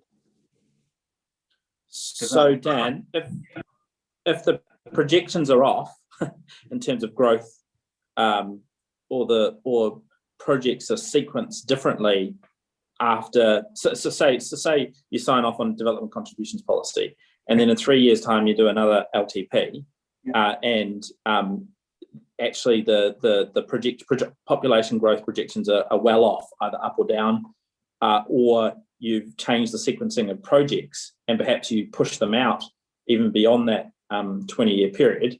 Doesn't that mean that you could have over-collected or under-collected in this 3-year period? Yes, and Okay. it will be off because it's a prediction, and you will change your capital program, because that's what every single council does. This is what the legislation tells us to do to calculate a price. Okay. Yeah. So we have to come So up we with just a have to price. go. We have to understand that as a. Yeah, I think we have to. The legislation says we have to calculate the price this way, and it's based on best knowledge at the time you calculate it. But there's no way that knowledge will be accurate. It's the best knowledge we have at the time. 3 years later, we get a chance to revise the price. Or if you want, I think what Rob would probably say is you have the opportunity to revise the price every year within your annual plan process. And when you've got a significant reliance on DCs, you need to be watching the growth like a hawk. And if you're seeing that the growth is changing and is not mapping to your model, you get an opportunity in a year's time to revise your DC policy and your DC price. So you can change it. You don't have to do it just within the LTP period. Did you want to say anything, Rob? Yeah, you basically made the point I wanted to make, that you watch it like a hawk, and basically if the development is going much faster, if the growth is going much faster, there's the projection schedule in there, and we've got Dan will show you that in a moment. If it's growing faster, then you've got to look to bring projects forward, and if it's growing much slower and suddenly nothing's happening, the last thing you want to be spending is $9 million or 3 or 4 each year for the next 3 years for when growth's going away. You can't wait for 3 years. You've got to do it by a DC policy change earlier than that. I think I can't underemphasize the importance of that. It's got to be literally monitored annually or 6 monthly to see how it's going, or you're going to end up in very big trouble quickly. Yep, sorry.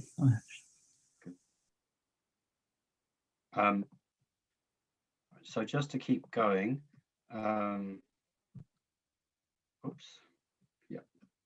so we looked through that one project. What I've just done now, I've opened up this to show you this are all the projects within the wastewater living area. So just to give you, to show you what we've done in terms of isolating the costs, I come across. So the total cost, the total spend over 20 years on wastewater live-in is $167 million. That's what the LTP is saying. We're removing any subsidy, that's 784,000. So that leaves us with $166 million worth of spend over the next 20 years for wastewater in live-in, capital spend. And then saying that 166 million, 91 million of it is for the existing community, and 35 million of it is for growth that happens in the next 20 years, and 40 million of it is for growth that happens in years 41 to 51. So the DC price will be calculated based on this 35 million, or the spend for the people coming in the next 20 years, 35 million. So that's our costs, and that's how the model calculates the costs. So next thing we need to do is to divide that number by the number of units of growth that will happen in that 20 years. And that's where we look at our projection schedule. So this is another tab in the model. This shows you the units of growth that we project over the 20-year period. So if we filter this down to the wastewater live-in that we're talking about, here we go. I'll just hide these here. Hide this bit so it doesn't confuse things. So here's our wastewater live-in. At the beginning of the LTP, and Rob can talk to these numbers. Rob, do you want to actually talk through these as I scroll along, how you've calculated these? You're muted. Let me give a very brief, so these are aligned. It's important to tell you that these are aligned to the Sense 95th percentile growth projection. We took occupied dwellings from those projections. We've added in, working with Jacinta and the team, we've added in a component of occupied dwellings based on census data. So we end up with a projection for total dwellings. And then we've added a rating, a business factor, if you like, because we know it simply won't be dwellings. We've added a business factor using your rating database, the breakdown as at this year or end of last year, how many residential to business units, and we factored in business as well. So the figures Dan's going to show you are households and business rating units combined for each of the areas. Yeah. So sorry. So at the beginning of the LT period, we have 7,000 units. That's the existing community, 7,000 units, and then in the year 21 to 22, that grows. This shows you the total, so you can see that that's grown by just under 200, and it continues to grow over the period. Over the 20-year period and over the whole of the 20-year period, it grows by a number of 5,060. Okay, so that's our divisor, and that's our growth model. So if I come to the summary sheet now, and again, I'll focus just down on what we've been talking about. What we can see here, have I got the right one? No, I don't want waste. I want water. Waste water. That's better. Right. So and this is the summary to calculate the price. So we said there were originally $167 million worth of spend, and we said there were 7,000 existing units, 5,000 new units coming over the 20 years. The growth that we isolated to the LTP period for growth was 35 million of the 167. These three numbers here add back up to our, and the subsidy as well, when we include the subsidy. These four numbers add back to up to our total. This is the number here, which is the spend in the LTP period. This one here. And this is the growth in the LTP period. This is a number of units coming. So we simply divide one by the other, and that's how we get to our price, 7562, which is their rounded 7563, and that's how we get a price for a DC price. So, I mean, in a nutshell, that's the model. We take the full LTP, we exclude anything which has nothing to do with growth, we remove any subsidies, we then split what's for any project that's still remaining, we then look at how much of it's for growth and how much of it is for the existing community. We take the growth portion, we isolate that just to the LTP period, and then we divide that by the number of people coming that LTP period. That's how we calculate the DC price. And this is in front of you now. You can see the current prices from our model. There's not really much more to say. I've got a grant subsidies sheet here. This is how I remove any grants or subsidies we have. So NZTA gives us a subsidy of 62% in the first year, and then 61%, 60% for all of their projects. There are some subsidies here, some specific value subsidies. There are some 3 water percentage subsidies. All of this means that there are costs removed from the charge. And that's really, in a nutshell, how we calculate a DC price using this model. It's a model we've used at a number of different councils around around New Zealand, and we're happy to answer any questions. Dan, could I just mention we've got two test models running at the moment. The other is one with the northern growth areas factored into it. I think it's called 14A. This is 14. We've got 14A. So we have the ability to test various scenarios, and 14A actually puts in a northern growth area, and that has various effects on the other areas. So yeah, I just wanted to mention that. Here's 14A. So in 14A, we've added in Levin North for wastewater and for stormwater. So that creates a Levin North price here of 18,000, which means that the two prices above, Levin and Tara-Ika, reduce by a small amount because we've taken some of their costs and isolated them to this Levin North one. So that's Dan, is that 14 still showing with? Oh, that must be, I have shared it. Yeah, Oh, sorry. That must be the way I shared it. Sorry, apologies. I don't know how to change that.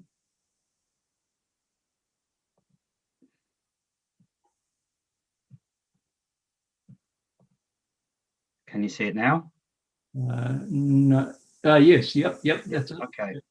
So here we've added in Levin North.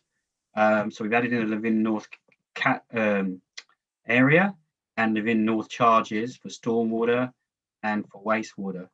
And there's a price for developing in Levin North of 18,000, and that leads to these two numbers, the top numbers above, Levin and Tara-Ika, reducing slightly because some of those costs have been moved across into this Levin North category. So as Rob says, we can model any different catchments that we want. So again, any questions, please ask. That's the model in a nutshell. Dan, it's Sam. Just a question around, look, the model that you've actually explained it really clearly. Thank you. Appreciate that. I guess the question is that it relies, the precondition to the model working is that it relies on really accurate and well-defined projects in the CapEx program, right?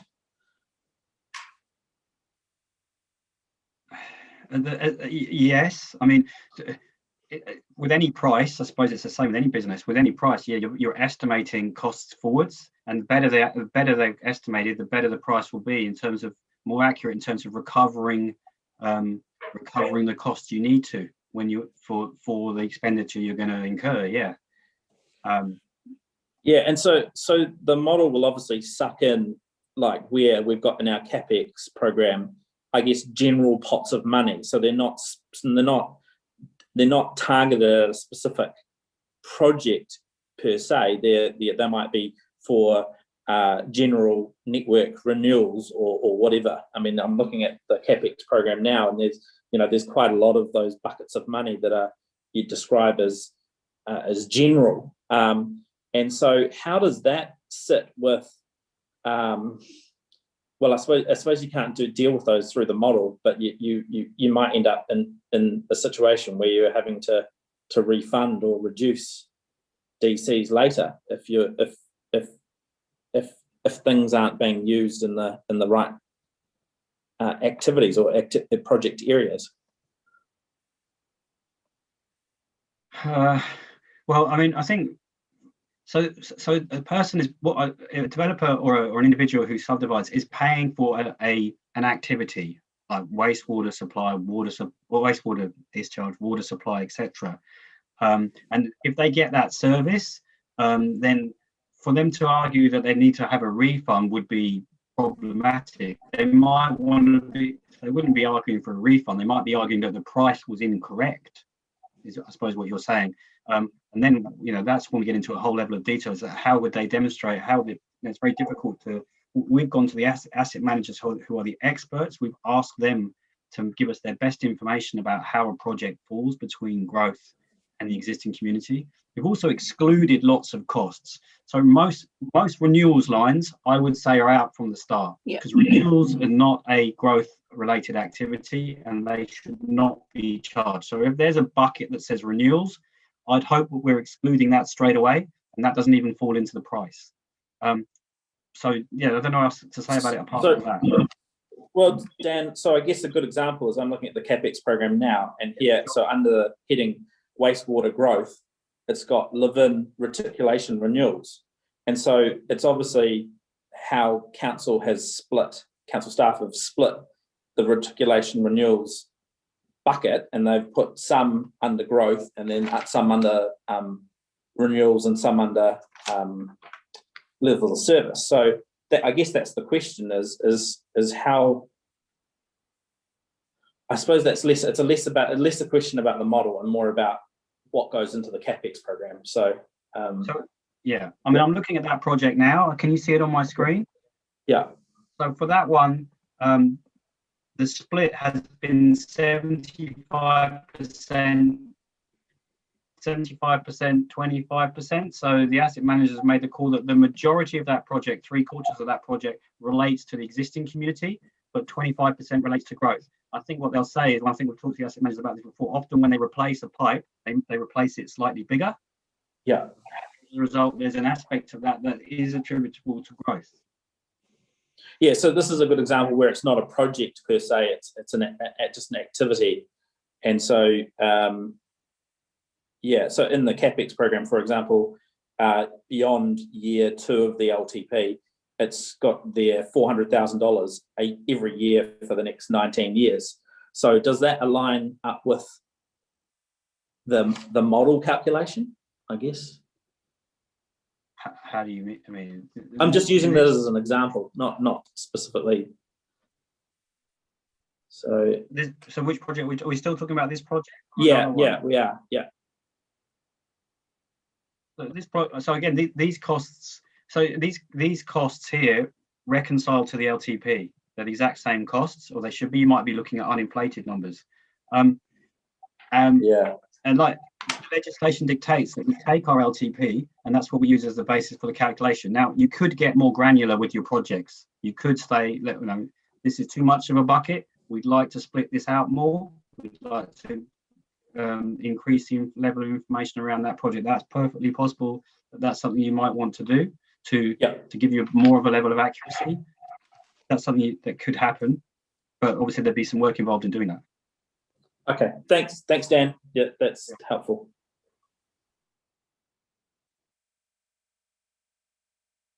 Any more questions?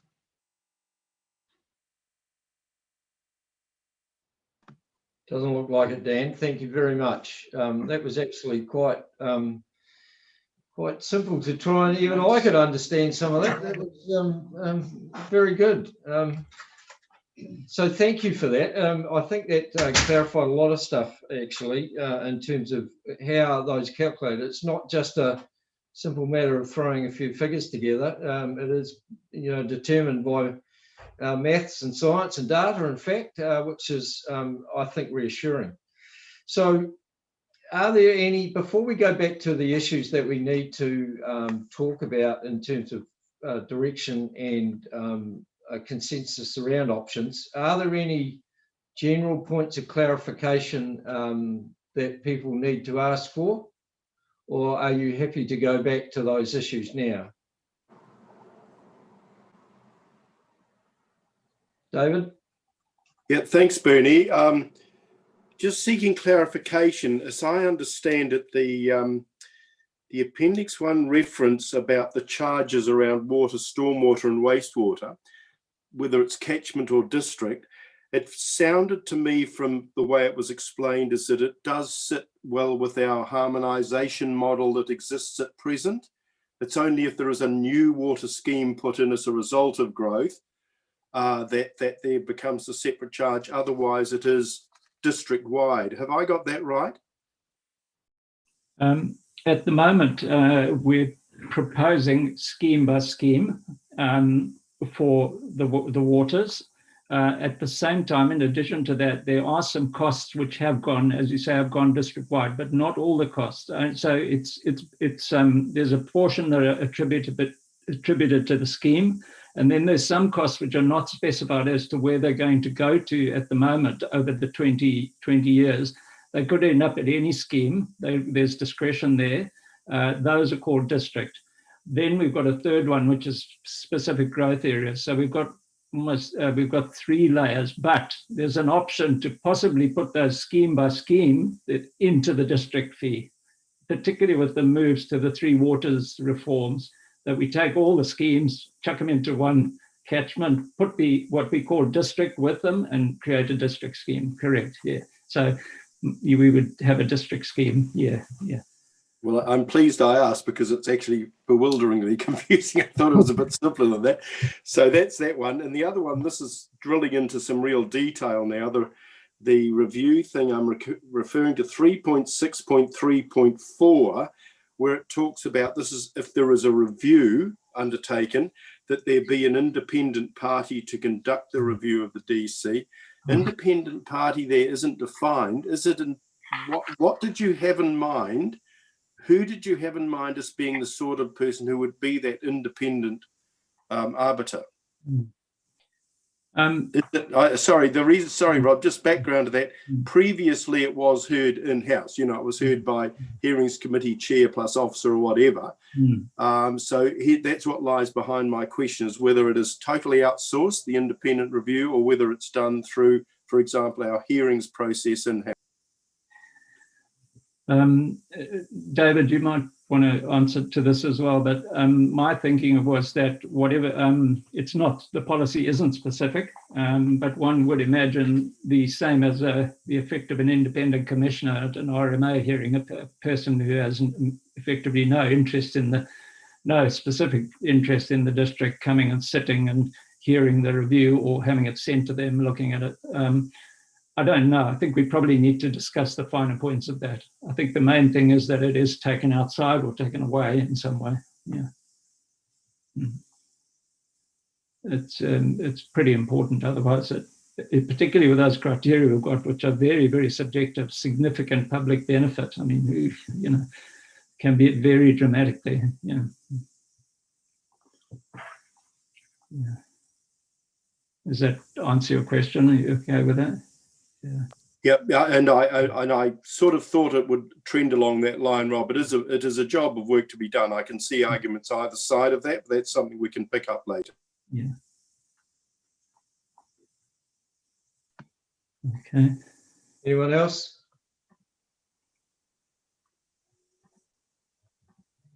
Christine? Yeah, is it possible to levy development contributions in parts so that part of it is paid when the oh goodness gracious, you know, when the subdivision resource consent is applied for, and then another part is paid when the building consent is okayed or whatever, or is it normally just in one part? Yeah. At the moment, the way we've written it, it's payable but upon the granting of consent for things like a service connection. You send the invoice out. But the ones we're proposing to delay, the subdivision consents and the building consents, we've suggested ways of making those pay later. They could be, I guess you could say to the person, it would depend on the negotiations, and say pay half of it when we give you your section 224, and then we'd like to register a statutory land charge, which is the next step forward, statutory land charge to recover the balance. So yes, I think you've got the discretion to stage that. I think the wording is that council may grant I haven't got it right here, it may grant the postponement subject to such terms as it thinks fit. If it's not there, I'll make sure it is. But yeah, there's some flexibility there. The key thing is not to go beyond any point where the council has a statutory ability to, when all the safeguards have flown the nest, so to speak, then a DC will not be recoverable. If you've not taken it at the time of granting consent, if you've not taken it at section 224, and if you've not put on a statutory land charge, you've lost it. It's gone. There's no statutory trigger to require it again. But I think we could stage it in answer to your original question. Yep.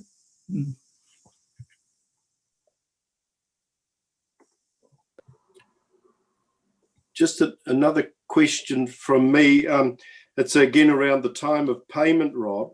The policy, the draft policy I'm referring to 211.3 talks about the subdivision, about time payment when the subdivision application, the section 224 application arrives. My question is, and again to give some a bit of surety to the market and to the developers why it could not be at the time of the granting, which was another thing that was looked at. We could do that. Time of application form. I'll check it legally. I think it should all work. We could alter that. So it's actually when the 224 goes across the counter, the invoice goes with it.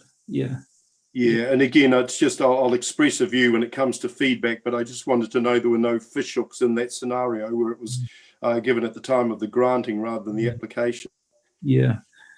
And I'm not sure what the length of time between those two events is, so I'll look into that if I may. Thanks. The granting. Okay, noted. Thanks.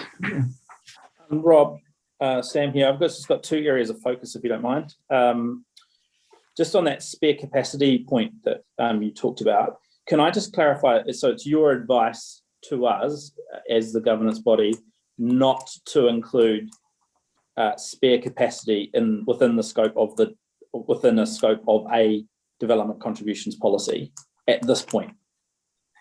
Yes, that's my advice. Is that we have to challenge if we start saying, we'll get the spare capacity in the so-and-so pipeline, but if it was not provided in anticipation of development, then it could be challenged. And you can see from Dan's model how easy it is to identify projects. It's not in the current model, there's a surplus capacity schedule and that would show every single line, and it would show when it was built, it would show if anything's been paid towards it.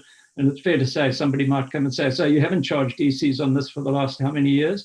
And now you're proposing to charge DCs, and it could end up in legal challenge. So our feeling is in 3 years' time, yes, definitely, because you've got clear growth anticipation in your project list, but looking back is potentially fraught with difficulty. I mean, you can do it legally, but I think it would be potentially risky.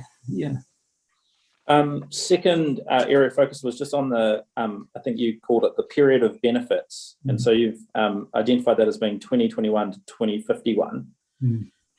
I just wanted to understand how this is compatible with, obviously, so we've got a 20-year outlook for the LTP. We've got the 30-year outlook for the period of benefits, but that presumably that's not the exacerbators or the people causing the growth infrastructure or the requirement for the growth infrastructure, and then the asset life would surely be a lot longer than that 30 years. So why have we chosen the 30 years? Is I guess the question. It's fair to say we probably haven't pushed. I think the projections that came from Sense Partners went out about another 4 years after 51. I think they go to, stand to be corrected, but to go to about 55 or something. We don't really have good growth data out there. And so we've literally pushed them as far down, or the asset managers, I say, have pushed them as far down the line as possible. Bear in mind also, when we talk about capacity, they may put in a pipe next week that has an 80-year life, but it may not have a capacity life for the purpose of this DC policy of more than 30 years. In other words, at the end of 30 years, another project could well be needed to replace that. So it would still have life. It can last for 80 years, but its capacity will have been taken up and a new project required by no later than 2051. So we've pushed it to the end, and it's 30. So yes, 30 years max. Dan, I don't know if you want to comment on that, but another thing is developers shouldn't, council infrastructure managers should not really be putting in projects. You can stage projects now. The technology is getting to the point where you can do wastewater treatment plants with modules effectively. So to spend money now on a project that's going to last 50 years, and you're only going to get the money back from development in 50 years, you're looking at a very big interest bill. It doesn't make sense to do it. It's much more sensible to have 3 projects, each doing 10 years worth. But at the moment, the model deals with that problem by just pushing them out to the 30 and leaving it there. You could say we'll push it out 40 more years, but A, we don't have the growth figures. B, it would be it would raise questions. Why are you spending this and it's going to have capacity for 40 years and you're only going to get your money back then? The interest implications could be massive. Yeah. Yeah. Dan, Thanks, Rob.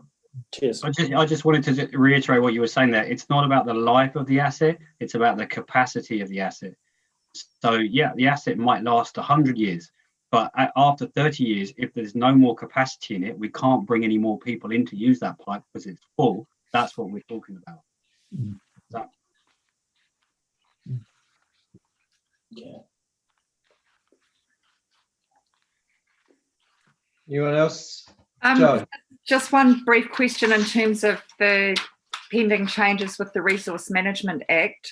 What implications would they have for this policy? I haven't had a close look at anything there yet, but it could potentially do away with financial contributions. We've got the water reforms happening. So if there's any money for council still to recover, if there is for water, if it has a need to recover for water, wastewater, that potentially will be gone. So, but the urban development part of the tri series of acts, I think it's the urban development part, that should have some reference to a financial mechanism. I wouldn't hold out any hope for financial, my own view is that financial contributions have done their dash, and I don't think you'll see them in the environmental parts, but you could well see things like DCs in the urban parts. But I think I'm talking a bit out of turn because I don't really know yet. So we'll be eager to find out what this monster is going to look like. And I hope it doesn't mean people having to get 3 lots of consents to get a building off the ground. We'll see. Yeah. I don't have that answer. But, yeah. I can't see the rest of them there. No one else is indicating they want to say anything or ask further clarification. Okay, so we're now going to go back to the summary of points for direction, which are included on the last page of the document that you would have received this afternoon. And you'll notice that they say the slide number. So if you work out the fact that we've got 2 slides per page, the first one is slide number 6, which is obviously the bottom of page number 3.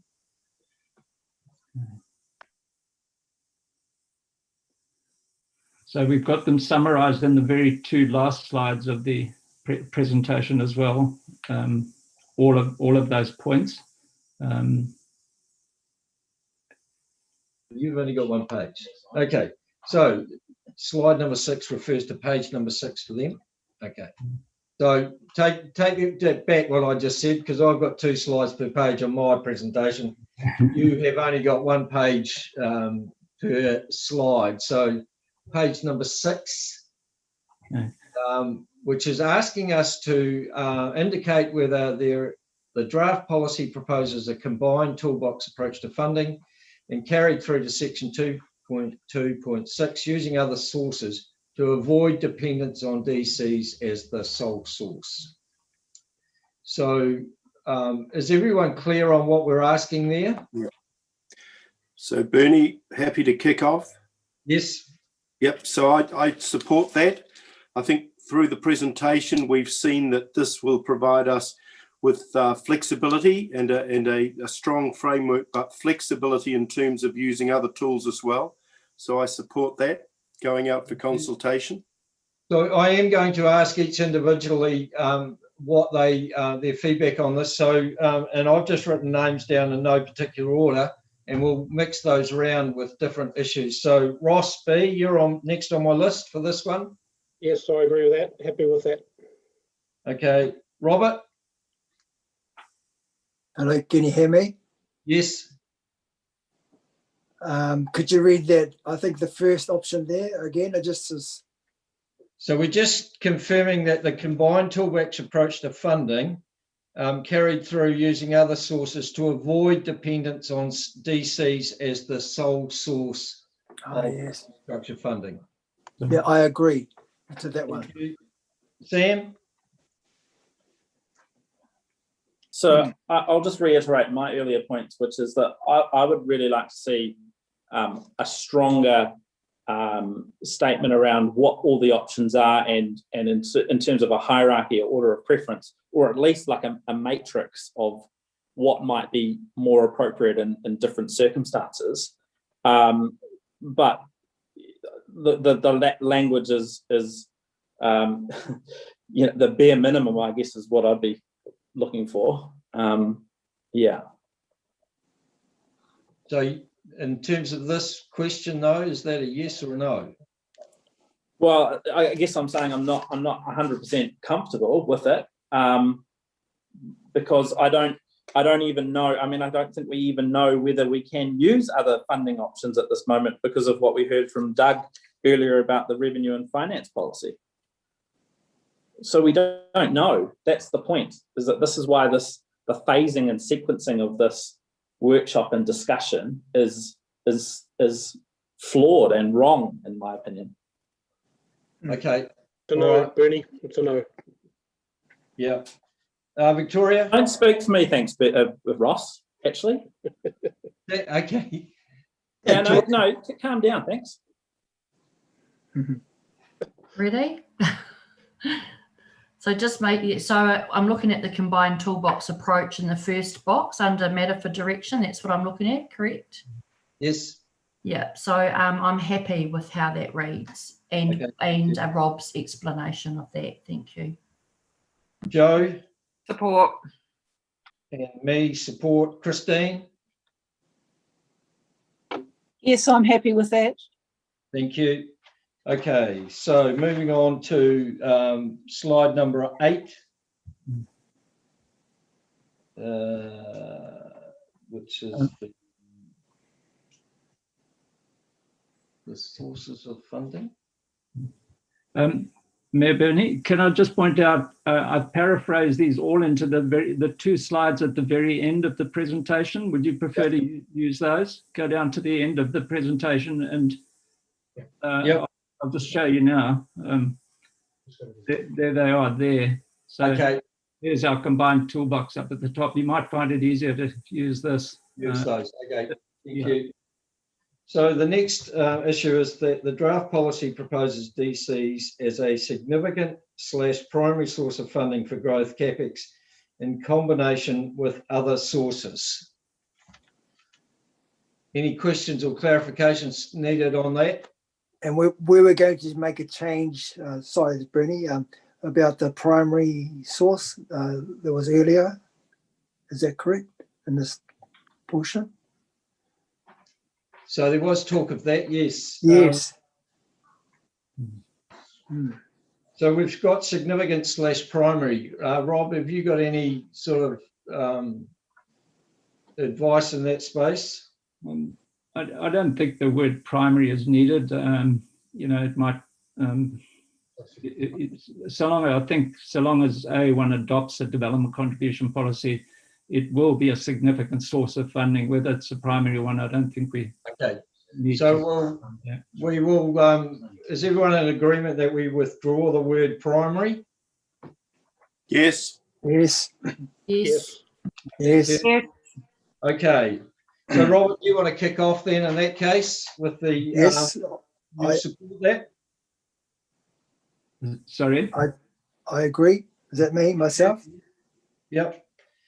Joe? Support. Christine? Yes. Ross B? Yes. David? Yep. Sam? Against. I believe it should be of less preference to other options. Okay. Victoria? Agree. And myself, I agree too. Okay. So moving to item 3. Until reviewed, financial contributions will not be a viable source of growth funding for this LTP. Does anyone seek any clarification or questions on that matter? Yeah, Bernie, just a bit of clarification for Robert, until reviewed. Just some clarification on what that means. Through you, Bernie, it's basically saying until you review, it requires review now, and until reviewed, it's not very useful to us. It's got no dollar amounts in it, so it definitely needs work. That's what that until reviewed is about. Yeah. It's right now we couldn't take that LTP and say we could fund this through FCs. It's not written in there into the policy. It's just running a bit late for the current funding, the current LTP. Okay. Yeah. So Rob, are you saying that this basically this policy has been designed to, and essentially I think what I'm hearing is that your mandate is that this policy needs to be put in place for this LTP in order to make things work. So we're essentially we're making that decision on the basis that we haven't done enough work around other options. Because that's what it sounds like. I think the important thing to recognize, of course, is that FCs are not very suitable for most of the big types of infrastructure we're talking about funding. The jobs that Dan was showing you, and there's many others in there, they wouldn't normally be funded by FCs anyway. FCs generally are for local costs in a subdivision around it, immediately around it, or connecting it to the trunks. Financial contributions are only really needed when 3 developers, for example, don't want to do a road common to them, which council doesn't have on its budgets. It's basically an internal road serving 3 farms, 3 properties. FCs are only, I believe, really useful when the developers approach the council and say, look, none of us wants to go ahead. Please put this on your capital program, build it, and strike a financial contribution for it. So to think that FCs were a replacement, they serve quite a different purpose. To suggest they'd be a replacement for DCs, I think, is fraught with difficulties. And in fact, that's why DCs came about, because it was so difficult under FCs to try and fund your trunk infrastructure and all that using financial contributions. So I don't look at it the way you said there. I think DCs are still important, not primary. We've agreed on that, but they're still vitally important. And we're not predetermining that because the FCs are needing review that we must have DCs. Yeah, I'm trying to, you know what I say? I can't quite remember the way you originally asked the question, but I'm not making that same connection that you're making, I guess. Sorry. Well, CE David's just got a comment to make about that. Okay, look, and I may not have this 100% right, but a few years ago, the government indicated to us, indicated to the sector that they would repeal that part of the RMA that allowed for financial contributions to be calculated. So on that basis, we made the decision not to include it in our district plan. So yes, it's a tool available to us, but because of the indication from central government that they were going to repeal that section, we didn't put it in. That has not transpired where that repeal of that particular clause has occurred. If we were to use that as a tool now, and Rob's clearly outlined how we could actually use that, it would require a district plan change. So we would have to go through the process of a DP change to actually get it included in our district plan. So that's where we haven't got that time to do that between now and the 1st of July.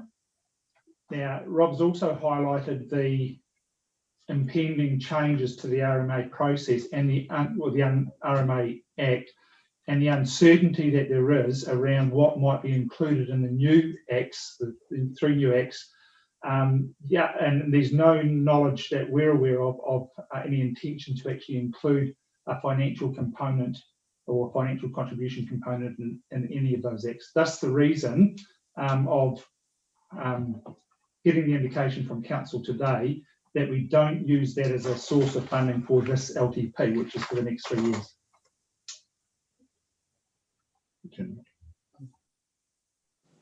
Okay, any other questions on that matter? Sam, are you right? Okay, I'll support that. Christine? Yes, I'd support that. Victoria, Yes. David, Yes. Joe, Yes. Robert, Yes. Sam. I can't comment. I don't have enough information. Okay. Abstain. Ross. Yes.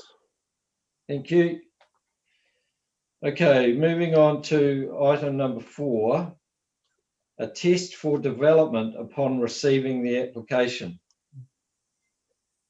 Can we just have a quick explanation of what that actually means, Rob? Sure. I'll just go back to slide 12 and yeah, so there's so criteria. It's whether we write this into the policy. You could just leave it in the Act. I prefer that it ends up in the policy and it's visible that this council does ensure when it picks up an application that it will test it for development. So it's bedded into the policy. It's been decided that council will carry out that, and then in section 3, we'll come to that later. There's also the consenting officer at the counter will also say, is this? I think it's a very important step to take, and it's not a major, doesn't add huge administrative complexity. So it's just saying, do we put it in the policy? Thank you. Is everyone comfortable with that explanation? Yes. Yes. Okay. Yes. Thank you. Starting with you, Joe. Do you support that? I support that. Yep, I think it's important. Okay. Sam? Yes. Yes. Me? Yes. Victoria? Yes. David? Yes. Robert? Yes. Ross? Yes. Christine? Yes. Thank you. That's everybody. Okay. Next item. Draft policy deems all existing lots and development to have paid for their infrastructure capacity in some way.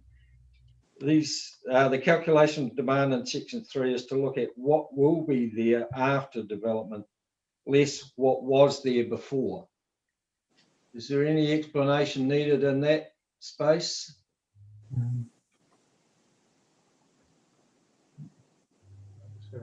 Okay. Christine?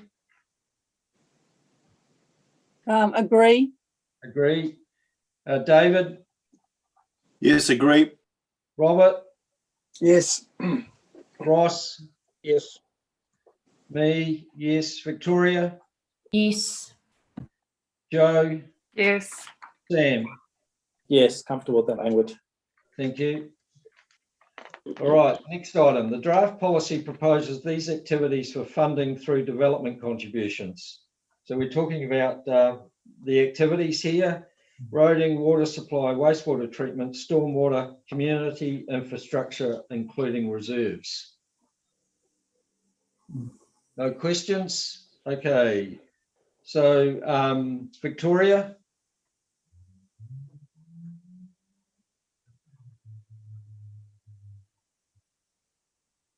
Sorry, you're still on mute, Victoria. There you go. Sorry, yes. Sorry, yes. You, Joe? Yep, that's fine. Robert? Yes. Sam? Yes, but with a proviso, we need far more information about what is currently in our CapEx program. Okay. Ross? Yep. Christine? Yes. Me? Yes. David? Yep. Thank you. Okay, moving on to the next one, which is slide number 16. The draft policy proposes these catchments: roading and community infrastructure district-wide, water, wastewater, stormwater scheme, but with possibility to combine, water, wastewater, stormwater district for projects not yet scheme allocated, and separate growth area catchment layers for big capex items, and they will also pay district or scheme changes for downstream trunks and plant. There's obviously quite a lot in that, and basically all we're asking is ensuring that the policy has flexibility, I assume. Is that, am I reading that right, Rob? Yes, I think what we'd like to do is test, now that we've got the data in and the model is up and running. I think we'd like to test, let's say, the second point about water, wastewater and stormwater, test what the contribution would be at a scheme level. So we could, as we discussed earlier, look to possibly suggesting a scheme price for those and bringing the district, basically making a district contribution for those, for all or one or three or two of them. Yeah, so I'd say we have to lock it down in at 30 June. We have to be locked down on one choice or another. I think we just need to do some testing before we go to that scheme level. I think the layers are useful. There are some extraordinary costs in the growth area layers. They do have their own unique costs.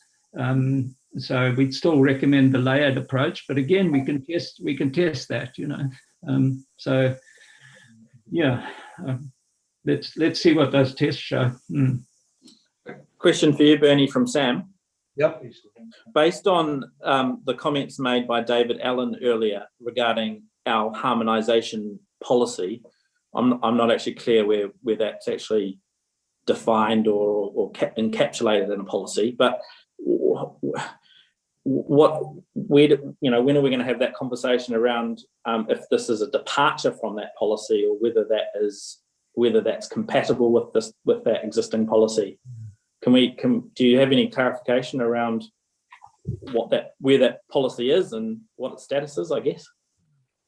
Maybe David Allen might have some comments. I think obviously there needs to be further conversation around that, and that may well drop out of the modelling that Rob and Dan are going to do. But obviously there needs to be more information clarification for us to ensure that we are able to make those decisions around where those layers or where those catchments sit.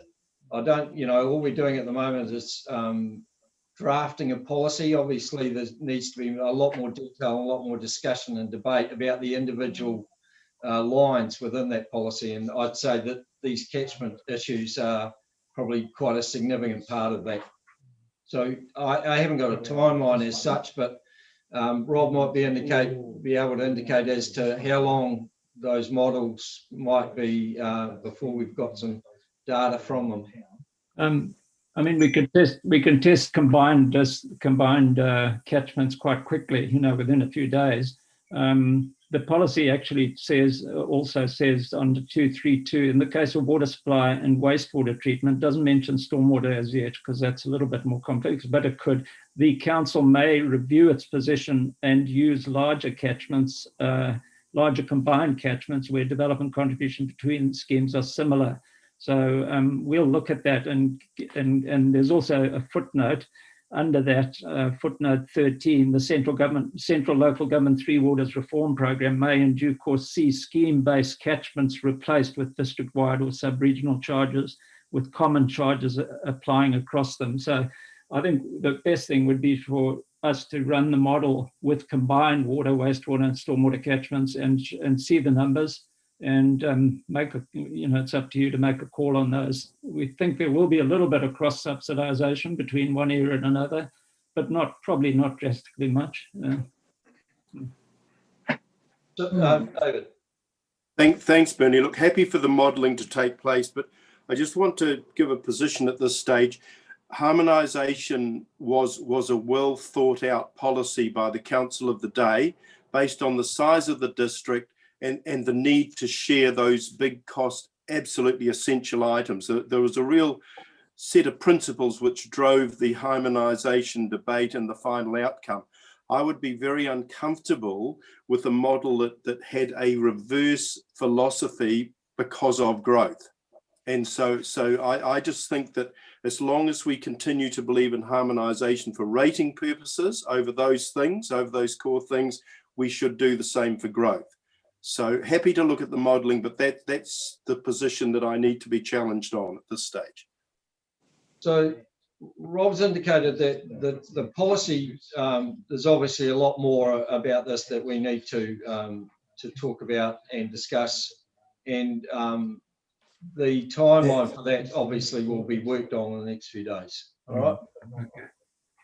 Yeah. Okay, and I've got it as an action as well to get in the model. Yeah.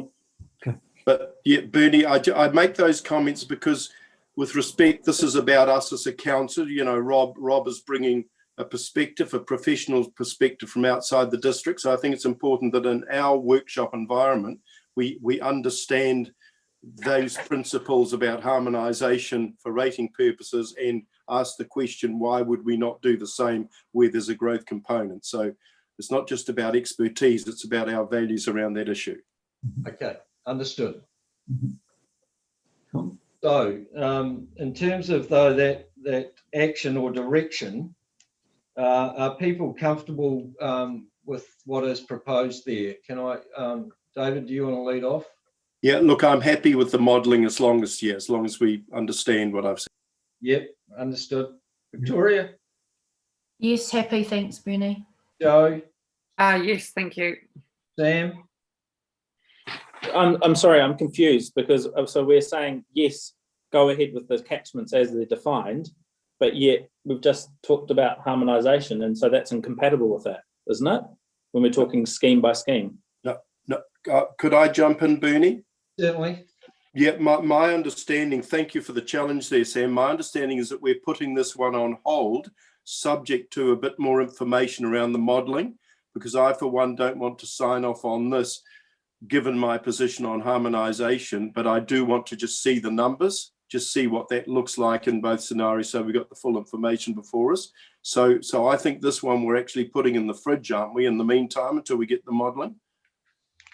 Don't know about the fridge, David, but probably but yeah, you're right. We are just putting this in a slight abeyance until we have more information in front of us.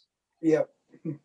So we don't actually probably need to get consensus on where we sit with that, do we? We'll just leave it for the moment. Yeah. We've still got the opportunity to come back to council before The draft policy. Okay. Policy. Right. So we'll move on to the next one, which is that the draft policy proposes references and guidelines to development agreements. Okay, any questions? Sam, did you have a question? No, sorry, I was just plugging myself in. Right. You want to start then? Sorry, come back to me. I just need to find this relevant part of the policy. Okay. Ross. Yep. Yes. Yeah. I'm happy with that. Victoria. Yes, happy with that. Christine. Like Sam, I haven't got the exact part, but never mind. Yeah, I mean, I agree in principle. Slide number 20 we're looking at. David? I'll look strongly support. I think it's a very important part of the toolbox. Yep. Okay, me, you also. Joe? Yes, yeah, it's section 2.13. Yeah, I support that. Thank you. Robert? What's the tool we're using again in this matter? So the draft policy will propose references and guidelines to development agreements. Oh, yes. Yes, I agree. Sam? Yeah, so just to repeat, based on the discussion we had around the first two items, again, I would like to see some sort of hierarchy or matrix around the different options and when they're most appropriate, because I would say that in some circumstances we should be saying development agreements are the best option, and so they should be promoted as such. It feels like they're just a bit of an add-on to a heavily dominant development contributions policy. Okay, no comments are noted. Thank you. I agree with that, Sam. Sorry, David. I just need to qualify that with just an observation. Development agreements are voluntary. You cannot mandate them. And if we have a party that does not want to go down the path of having a voluntary developers agreement in place, we have to have a fallback. Exactly. That's exactly my point, David, is that we should be promoting other tools ahead of development contributions. Development contributions should be an option that is not a fallback, but essentially it's further down the hierarchy. Because if you can get someone to voluntarily agree to a developer treaty, surely that's got to be a good outcome. Absolutely, but it doesn't guarantee that we will have that as a sort of a mandatory way of actually pushing a particular option in front of a developer. Yes, we can talk to them and they can say, yeah, we'll have a chat about it. But if they don't agree to that, we have to have the fallback, which is the DC. I'm not arguing against that at all. Okay, so in terms of supporting or not supporting that, the draft policy does, proposes references and guidelines to development agreements. I will support that. Christine? I think that's the one we just did, isn't it, Bernie? Aren't we up to the not include past capital spending and development contributions? He does not propose to include, so we've talked about that, have we? No. Past capital spending. That's the next one. Yeah. Okay. Sorry. Moving on. Draft policy does not propose to include past capital spending and development contributions. Yeah, so I need, again, sorry, I was going to try and avoid this, but we've actually got a bit of a challenge with that one, Rob, in that there has been some expenditure that we're incurring right now, i.e. In the 2021 year, that is possibly, well, it will be actually, need to be recovered through a means of, look, I'll just use North East Levin as a good example of that. We're putting big pipes in the ground now, today, to meet the requirements of an existing subdivision up there, but that's also going to cater for future development. Right. So I would be a little concerned that we're actually putting this in. Okay. I understand why we don't want to do it for the past years, but this year in particular, we've had to put infrastructure in the ground now to cater for future growth on the basis of future development. And as I say, North East Levin is a good example of that. White Beach is another one that we've done this year. And I would say that we need to just sort of factor that into our modelling, Rob, and maybe back to council. It may very well be that we end up saying past capital expenditure up to a certain point in time. And it might be a year ago, for example, rather than in the current year. Okay. So, yeah, we can change that very quickly. Yeah. Okay. So is everyone comfortable that we park that one as well? Yeah. Yes. Yes. Yeah, happy to. That we don't actually have past infrastructure. I'll just use two examples. The Takaritanga Kurahaupo and Te Auaha, you could put in the model because there's a growth component in there. So those ones we're saying we don't have, but it's just in principle, we don't have the past ones, but we just need to think about the ones that we've done in the last 12 months. Did everyone hear that explanation? Yep. David's saying that we do actually need to, in principle, either support or not support that, with the proviso that there may be projects that are being spent on this year may need to be brought back into the policy. Okay. Is that what you said? Yep. So I'll just give two examples of if you agreed that we would consider past projects. The Takaritanga Kurahaupo and Te Auaha, they've got massive growth components in there. And you could argue that the law allows you to actually go back and look at capital projects like that and factor in a recovery because of the growth. What we're saying is that in principle, we won't do those ones, those ones that were done in past years, but we just need to be cognizant of the ones that we've done in the last 12 months that are potentially going to be recoverable through development contributions or even other means going forward. Okay. Yeah, absolutely. All right. Can I just ask, so we're going to have a further discussion around this, are we? Because like that is retrospective effect through a policy is really poor policy making.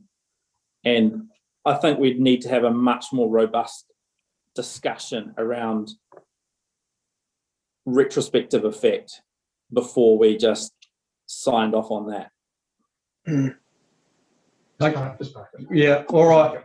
In light of that, we'll park it and we'll get some more information and have another discussion about that point later on. Yeah. Thanks, Bernie. Okay, the next one is that the period of benefits of the policy be set at 30 years from 1 July 2021 to 30 June 2051. I think we've had a pretty good explanation of why we go 30 years. Yeah. So I will support that. Could I just point out that it may alter backwards from 1 July 21 if we go ahead with a couple of retrospective projects. But in principle, yeah. Yes, thank you. Ross? Yeah, happy with the explanation from Dan, so you support that. Robert? Yes, I support. David? Yes. Christine? Yes. Sam? Sorry to be negative, but I just do not think we've had a robust enough discussion around whether the capacity life at 30 years is reasonable. Okay. So I can't support it. No worries. Joe? I'm comfortable with the explanation, so I support it. Victoria? Yeah, comfortable, thanks. Thank you. Okay, moving to the next slide. So the draft policy proposes standard development types. One lot is 1 unit of demand. One standard dwelling of 2 bedroom plus bedrooms is 1 unit of demand, and that there are variations for smaller homes, retirement units and accommodation units. Does everyone understand what the unit of demand is? Can I just ask a question? Sorry, Robert, did you have a No, question? yeah, Gary, I was just thinking out loud, sorry. No worries. Chris? Yeah, I've got a question, and it probably sounds a bit silly, but so your draft policy is 1 standard dwelling or 1 lot is one thing, and standard dwelling is one thing, and then you go down to activities that are not development and have no demand at all, and you get developments not connecting to water or wastewater. So do they get sort of like the 2 units of demand up in the first box, but then they don't get another unit of demand down further, or they just don't get charged for the waste or water or wastewater? So the lot would, in the normal circumstance, the lots would go in. So they each accrue a unit. They pay a unit of demand, and that's recorded as it's not recorded as a credit. But when the house comes to be built on it, that's also 1 unit of demand, but it's minus what was there already, and that's 1 lot. So the house pays nothing. On the question of why we've had to put in this special for not connected, that doesn't work true. If the 1 lot goes in and it is not to be connected to water and there's no dwelling on it connecting to water, it has to have a 0. Similarly, when somebody comes along and tries to connect it, they would pay for the 1. They would pay for the 1 when they connect. So it's quite a complicated little table, but it ends up having to exclude these anomalies like non-connection. And yeah, I don't know if that answers it, but so we wouldn't try and take any more than we can, and we would take nothing if somebody's not connecting. But when they do come to connect, the game's on. You're going to have to charge the DC. Right, so for your rural connections or rural units of demand, you'd charge them for the lot and the standard dwelling, but not for the water and wastewater. Correct. If they're not connecting to water or wastewater out there, then they would pay nothing ever. Yeah, and I was just going to ask about, I should have asked earlier. So when you're looking at the commercial, Yes. is there any anything to, if someone had a hotel or a motel, which is commercial, but there's actually a lot of units of demand for sewage and wastewater, is that treated differently from other commercial or industrial? Okay, so what the way it would work was, if it's a commercial and industrial development, they effectively pay on the one lot. They then come to build the hotel.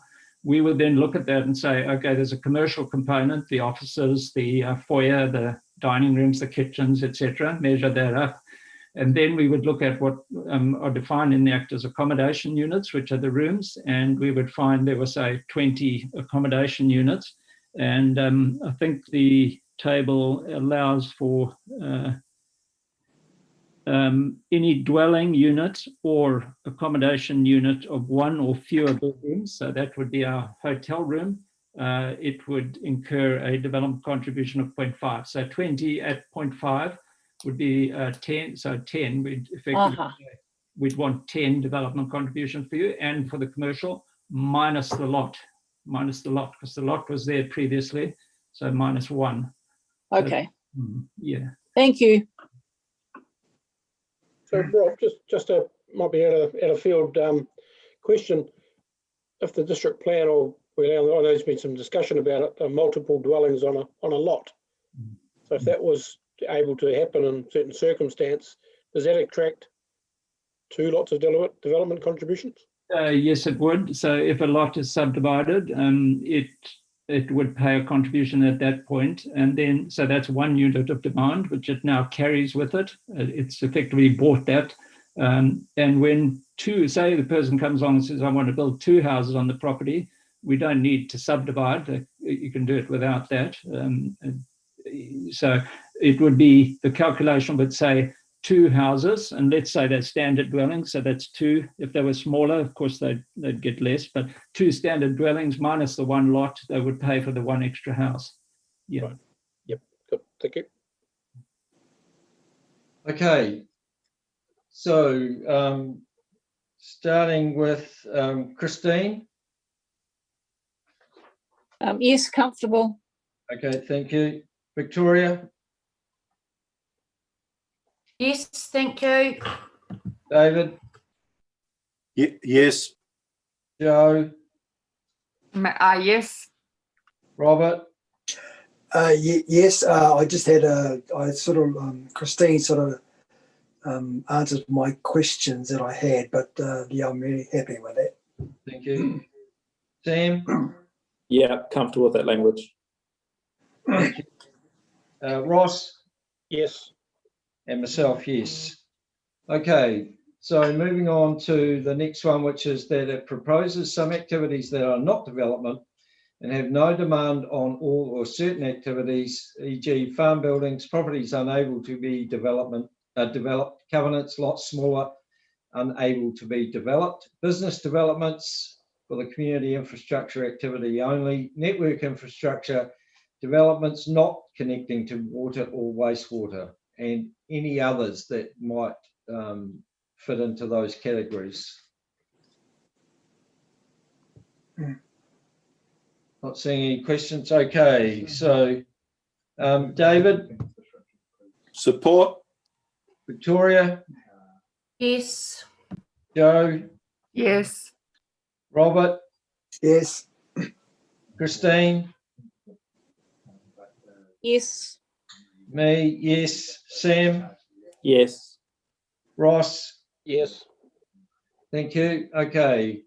Moving on to the next one. Does not distinguish between business types. Could you just clarify what it means, Rob? Sorry. Okay. So that was covered in slide 27. Basically what it's saying is we would treat, no matter what the business type is, if we subdivide the lot, we'll just pay 1. But when you come to develop it, we would not look at whether it's a fast food outlet or a filling station or whatever, it's or a factory or a warehouse. We know they are all placing different demands, but the logic is that council has in fact serviced that land to a given extent. The costs are clear, the costs are in the model.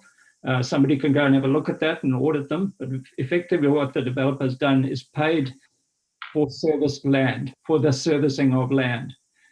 We don't, we don't want them going and having to say, oh, I'm increasing my business activity and make them pay more when the wall area remains the same. It doesn't get any bigger. They just changed the type of use. So we're proposing a single use, a single type of business. It's just business, and it's controversial. Some councils do try for different business types. They try and, but then they can't change once they're there. They can't change.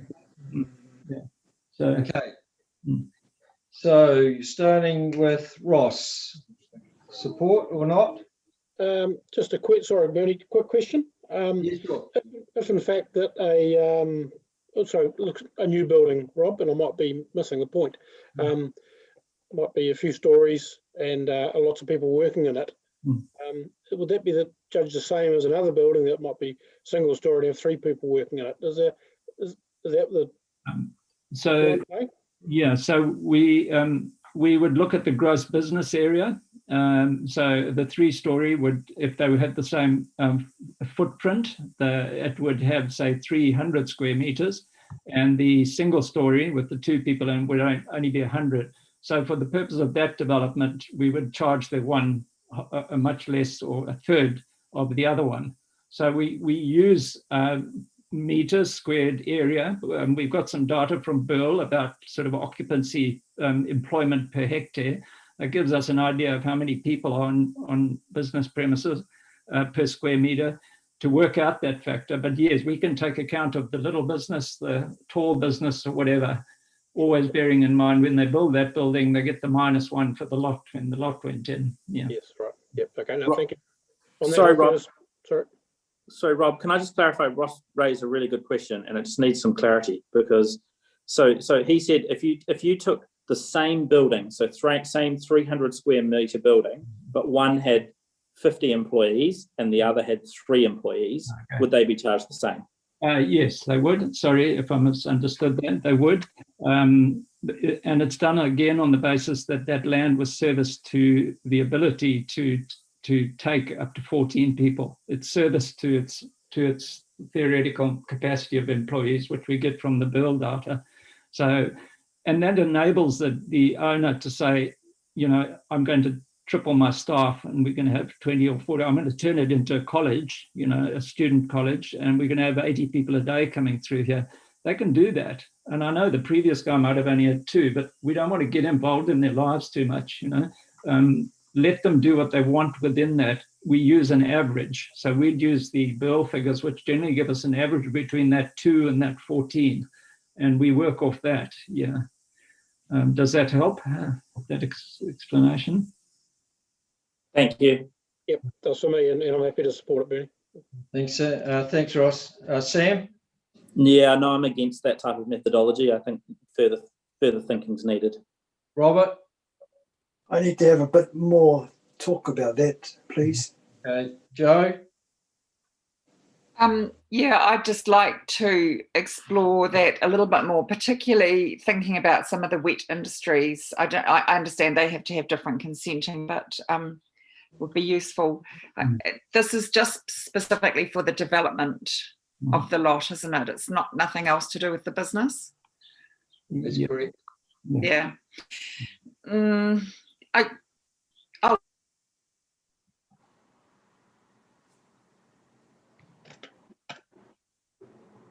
Have you gone, Joe? You turned yourself off, Joe.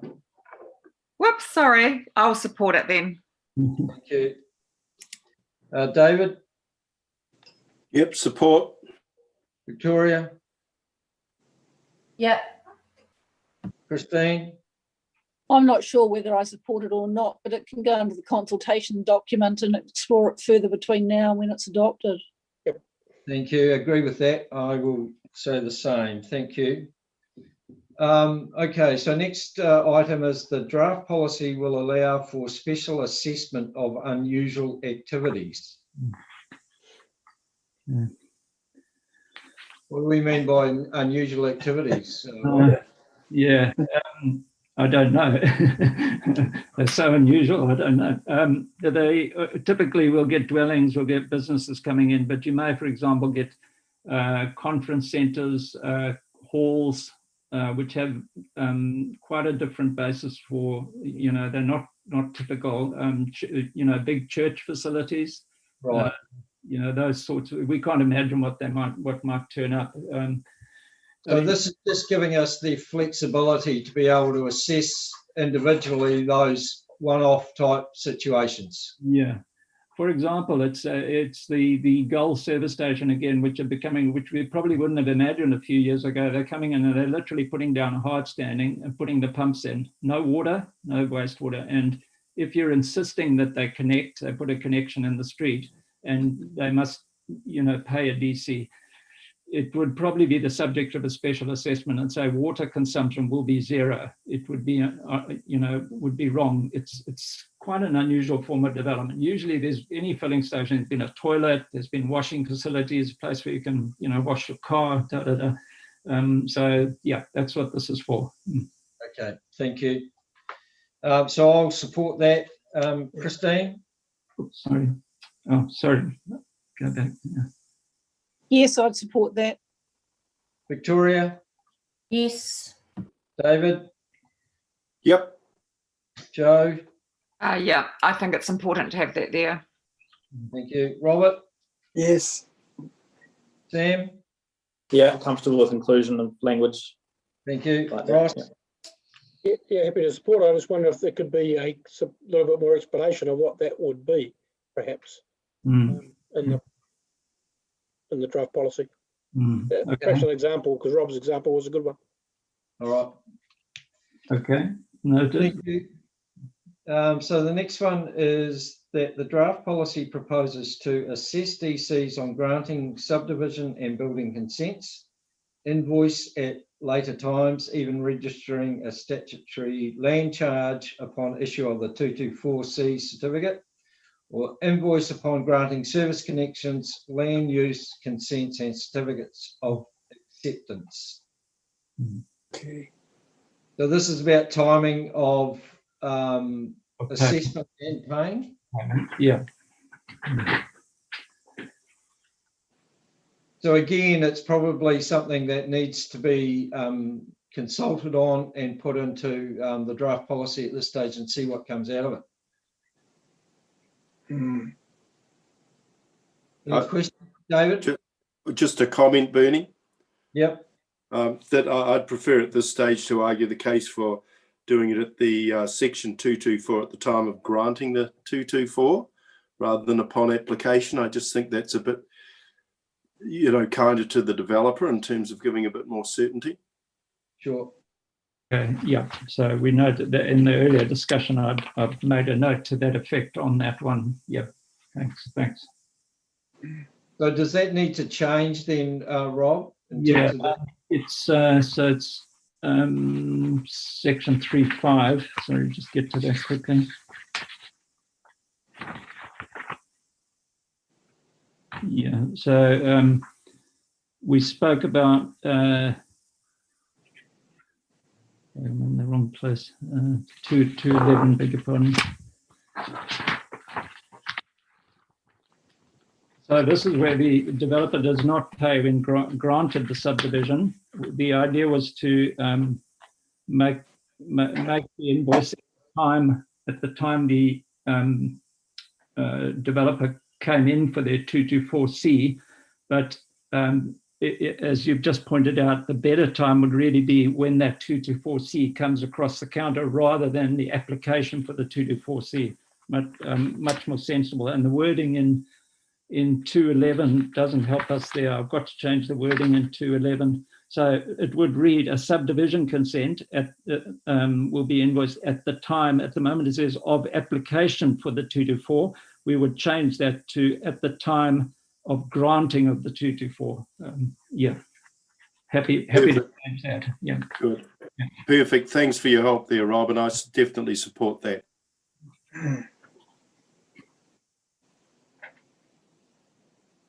Okay, so with those amendments in mind, are people comfortable with that? Support what David's proposed there? Yes. So David, I'd say you're proposing that? Yeah, I am, yes. Okay. Victoria, do you support that change? Yes, I do. Christine? Yes. Me? Joe? Yeah, I think that's fair. Robert? Yes. Sam? Yeah, I'm happy to support that. And Ross? Yes. Okay. Sorry, David just wants to add something. Okay, can I just get clarification on one word in that bullet point there, and that's invoice at later times, which is obviously we've indicated that 224C, but you've got even registering a statutory land charge upon issue. Could you just explain to that to the elected members so they actually understand what that is? And I would suggest we've got to take out the word even, that we must. Yes, yeah. Yes, to explain that, thanks, David. The payment provisions, the assessment of the subdivision and building consent and the invoicing are done in advance, so that effectively they happen when so we would have the state where the 224C certificate is handed over the counter and the invoice goes with it. In a separate, under postponements, there's the ability to, so that's just the invoicing process. Under postponements, there's a separate ability to say, okay, I'd like, thank you, that's the invoice, but I'd like to seek a postponement. And I'm happy to put a statutory land charge. So yes, I agree with you entirely. We could word that better. What it's saying there is that they all happen as part of the same process. In fact, they don't. The one is the invoicing. The other is for somebody to come in after that and effectively say, I'd like a postponement of this using a statutory land charge.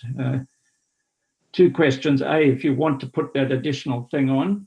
Secondly, if you do, we can put that away in a separate part of the policy in the postponements part. Make sure it's doesn't confuse with the invoicing. Yeah. So just sorry. So just my understanding.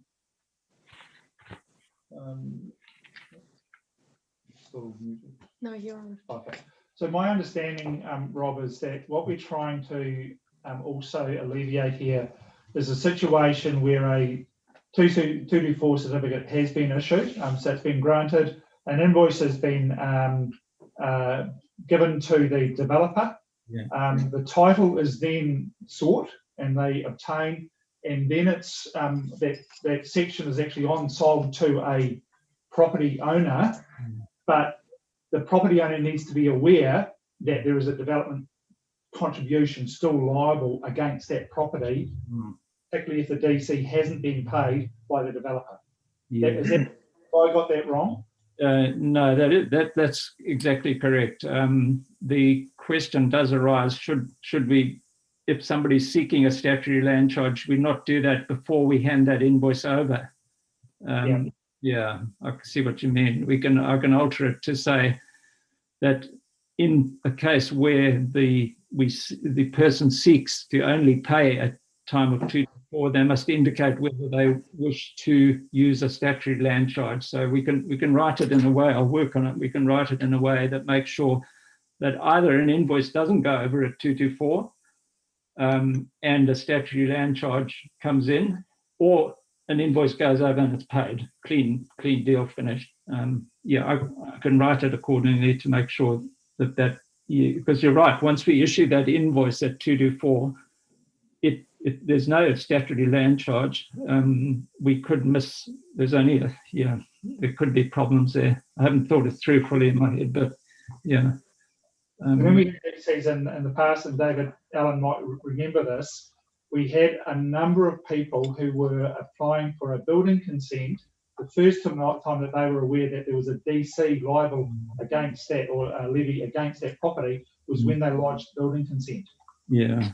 The developer had bolted. Yeah. The challenge came back to the council on convincing that new property owner that they were liable for a building consent. Mm.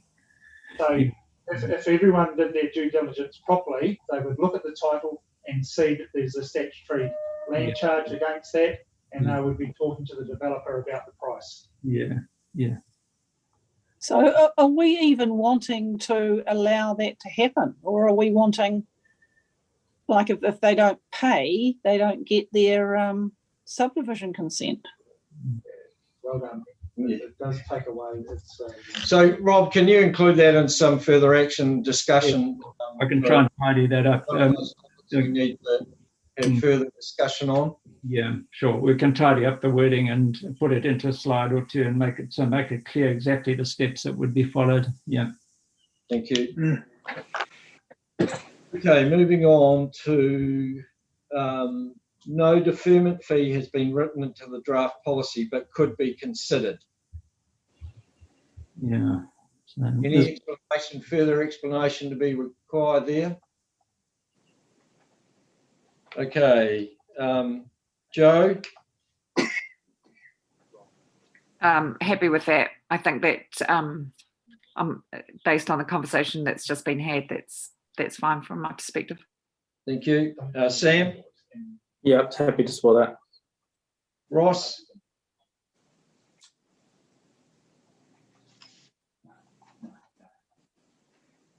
Have you gone, Ross? No, sorry, I was sitting here on mute. Sorry, yeah, I support that. Thank you. Robert? Yes. David? Yes. Victoria? Yes. Christine? Yes. And myself, yes. Okay. So next item is that the draft policy proposes using limited scope of reductions and waivers. Christine, did you want, no? Okay, right. Christine, do you want to start? Yeah, I think everything needs to be pretty set in concrete, and that's what we're talking about, not being able to negotiate stuff. We are limited So, scope of reductions and waivers. Yeah, very limited. So I would support that. Okay, I do. Victoria? Yeah, support. David? Yes, I do support that.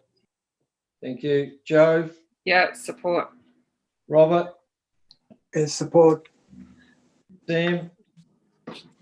Look, I can't support it, and it's for the reason I outlined before, which is we just have not had the high-level policy discussion around what we're trying to achieve. So, for example, if we wanted to incentivize brownfields infill development or high-density development or social housing or affordable housing, then how do we do that? And so if we put a one-size-fits-all development contributions policy in place, does that then impact on our ability to deliver on those things? So because we haven't had that high level objective setting, vision objective setting session, we're just fiddling around with detail in a policy that we've just got no understanding of of how it's actually going to land. This policy process is just so flawed and so appallingly bad. We should have been having this discussion a year ago. And I just can't believe that we are getting into this level of detail when we haven't even had that big picture discussion. It's really, really troubling. Okay, hear what you're saying. Thank you. Ross? Yep, support it. Section 200 of the Act already allows reductions if developer will fund or otherwise provide. So it's covered. I'm happy with it. Thank you. Okay, next item is that the draft policy sets out a process of review to be followed and calls for an independent party to be appointed to consider reviews. Now, David, you had a question around this in terms of the independence of that independent party. Yes, I think it needs a definition just for clarity, because that is a question that could absolutely rightly be asked. You know, what do we mean by independent? I have, you know, just to kick it off, my personal view is that there is no reason, you know, given we have the hearings committee structure in place, that it could not be done in-house. Personally, the rules would be very clear, but that's just a personal view. I guess all I'm arguing for at this stage is that there be an explanation of what's meant by independent. Okay, so noted. But in principle, you support the... Oh, absolutely support the concept. Absolutely, yeah. Yep, thank you. Victoria? Yeah, support. Joe? Yeah, I support it so long as we have dealt with the description of what independent is. Sure. Yeah. Robert? Yeah, that's the same with myself. And I heard Rob talking about maybe possibly a commissioner or something like that, someone of that status. Yeah. Sure. Christine? Yes, I support that as long as, like last time we had the development's contribution, there were a lot of holes in it, and some people paid this and some people didn't, and it's got to be pretty cut and dried, our rules, I think. Yep. That it's not, we're not going to have every man and his dog coming in wanting reviews. Otherwise I support it. Okay. This is the process about if there is a review to be, it's about who does it. Yep, definitely an independent person. Okay. And I support that as well. Sam?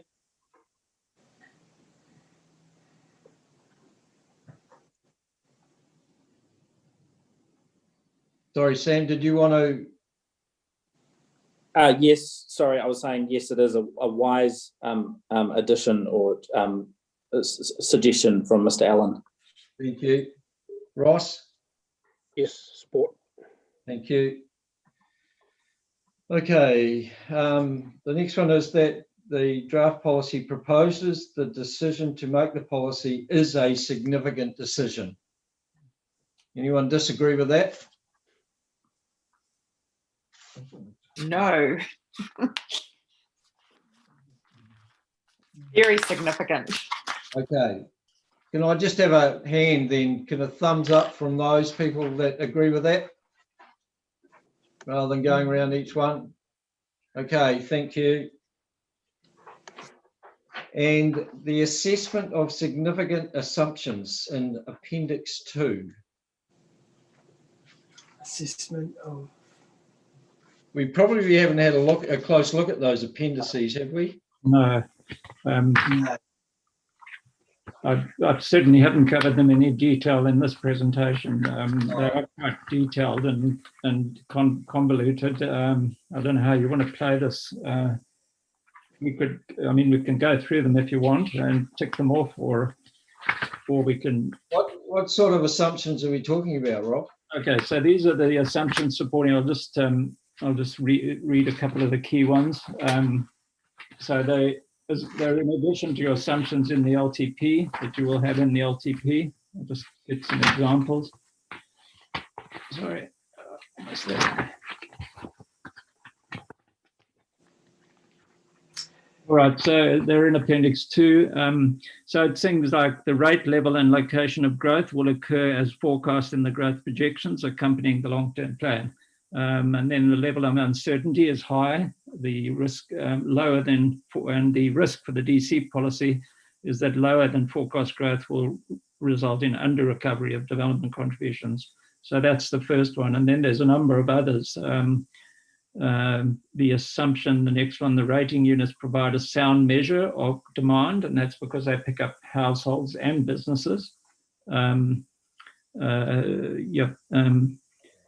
So Rob, I'll just interrupt you there because David wants to contribute. Yeah, sure.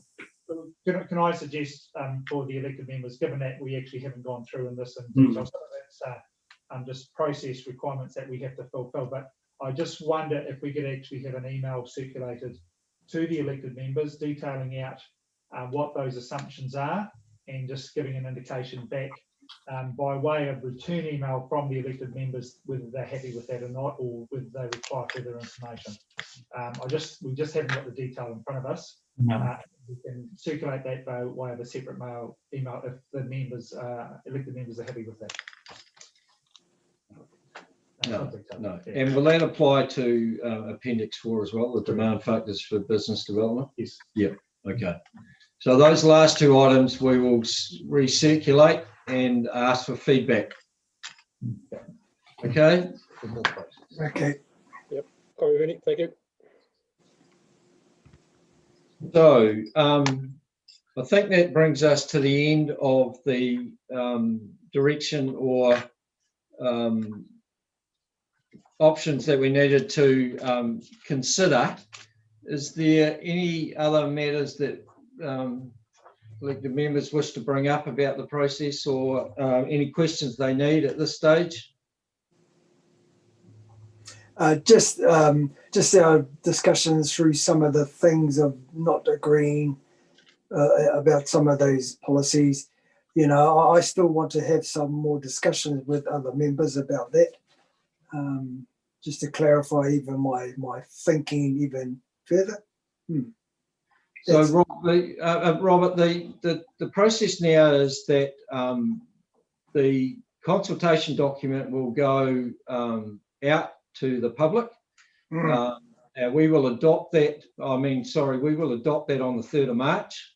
So there's still a couple of weeks to discuss any sort of things before we adopt that and get more clarification or get answers on any particular item.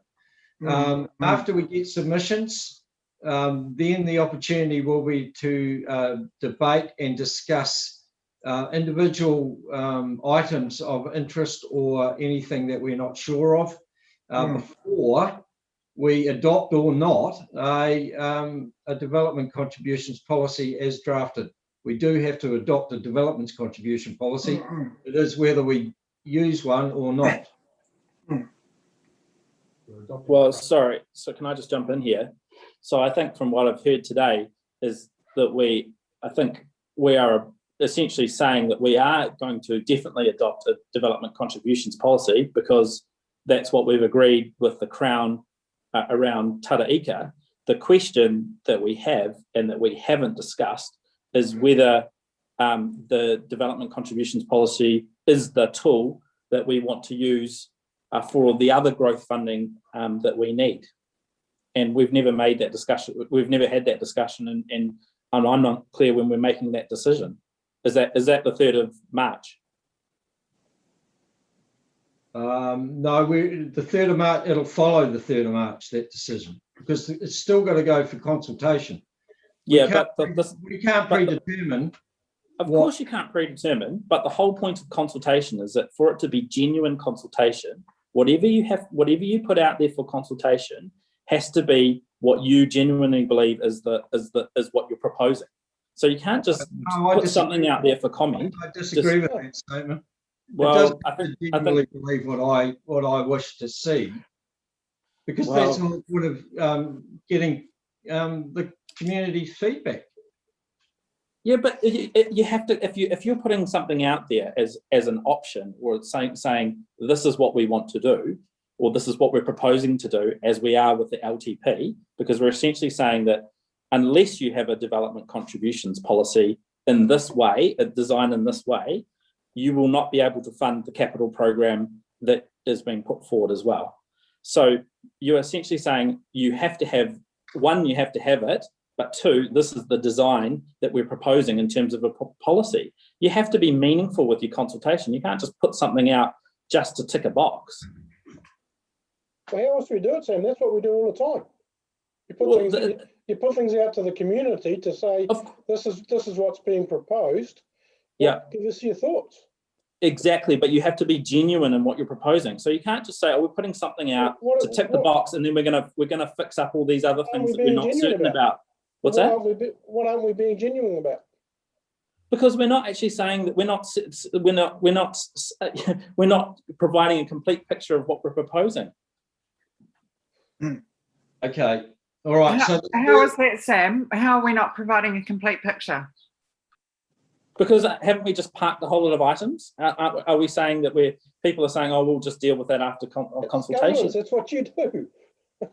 Okay. Well, I don't agree with that, but that's fine. I'm obviously in the minority. So. Yeah. all right. Thank you all. Thank you, Rob. And thank you, Dan, for your contributions this afternoon. It's taken a while, but I think we've achieved a little bit here. Thank you to those members of the public that I assume are still sitting in chambers. We thank you for listening, and we look forward to more discussion and more debate around the whole issue. So Yes, yeah. yeah, good night and good luck in level 1, hopefully at mid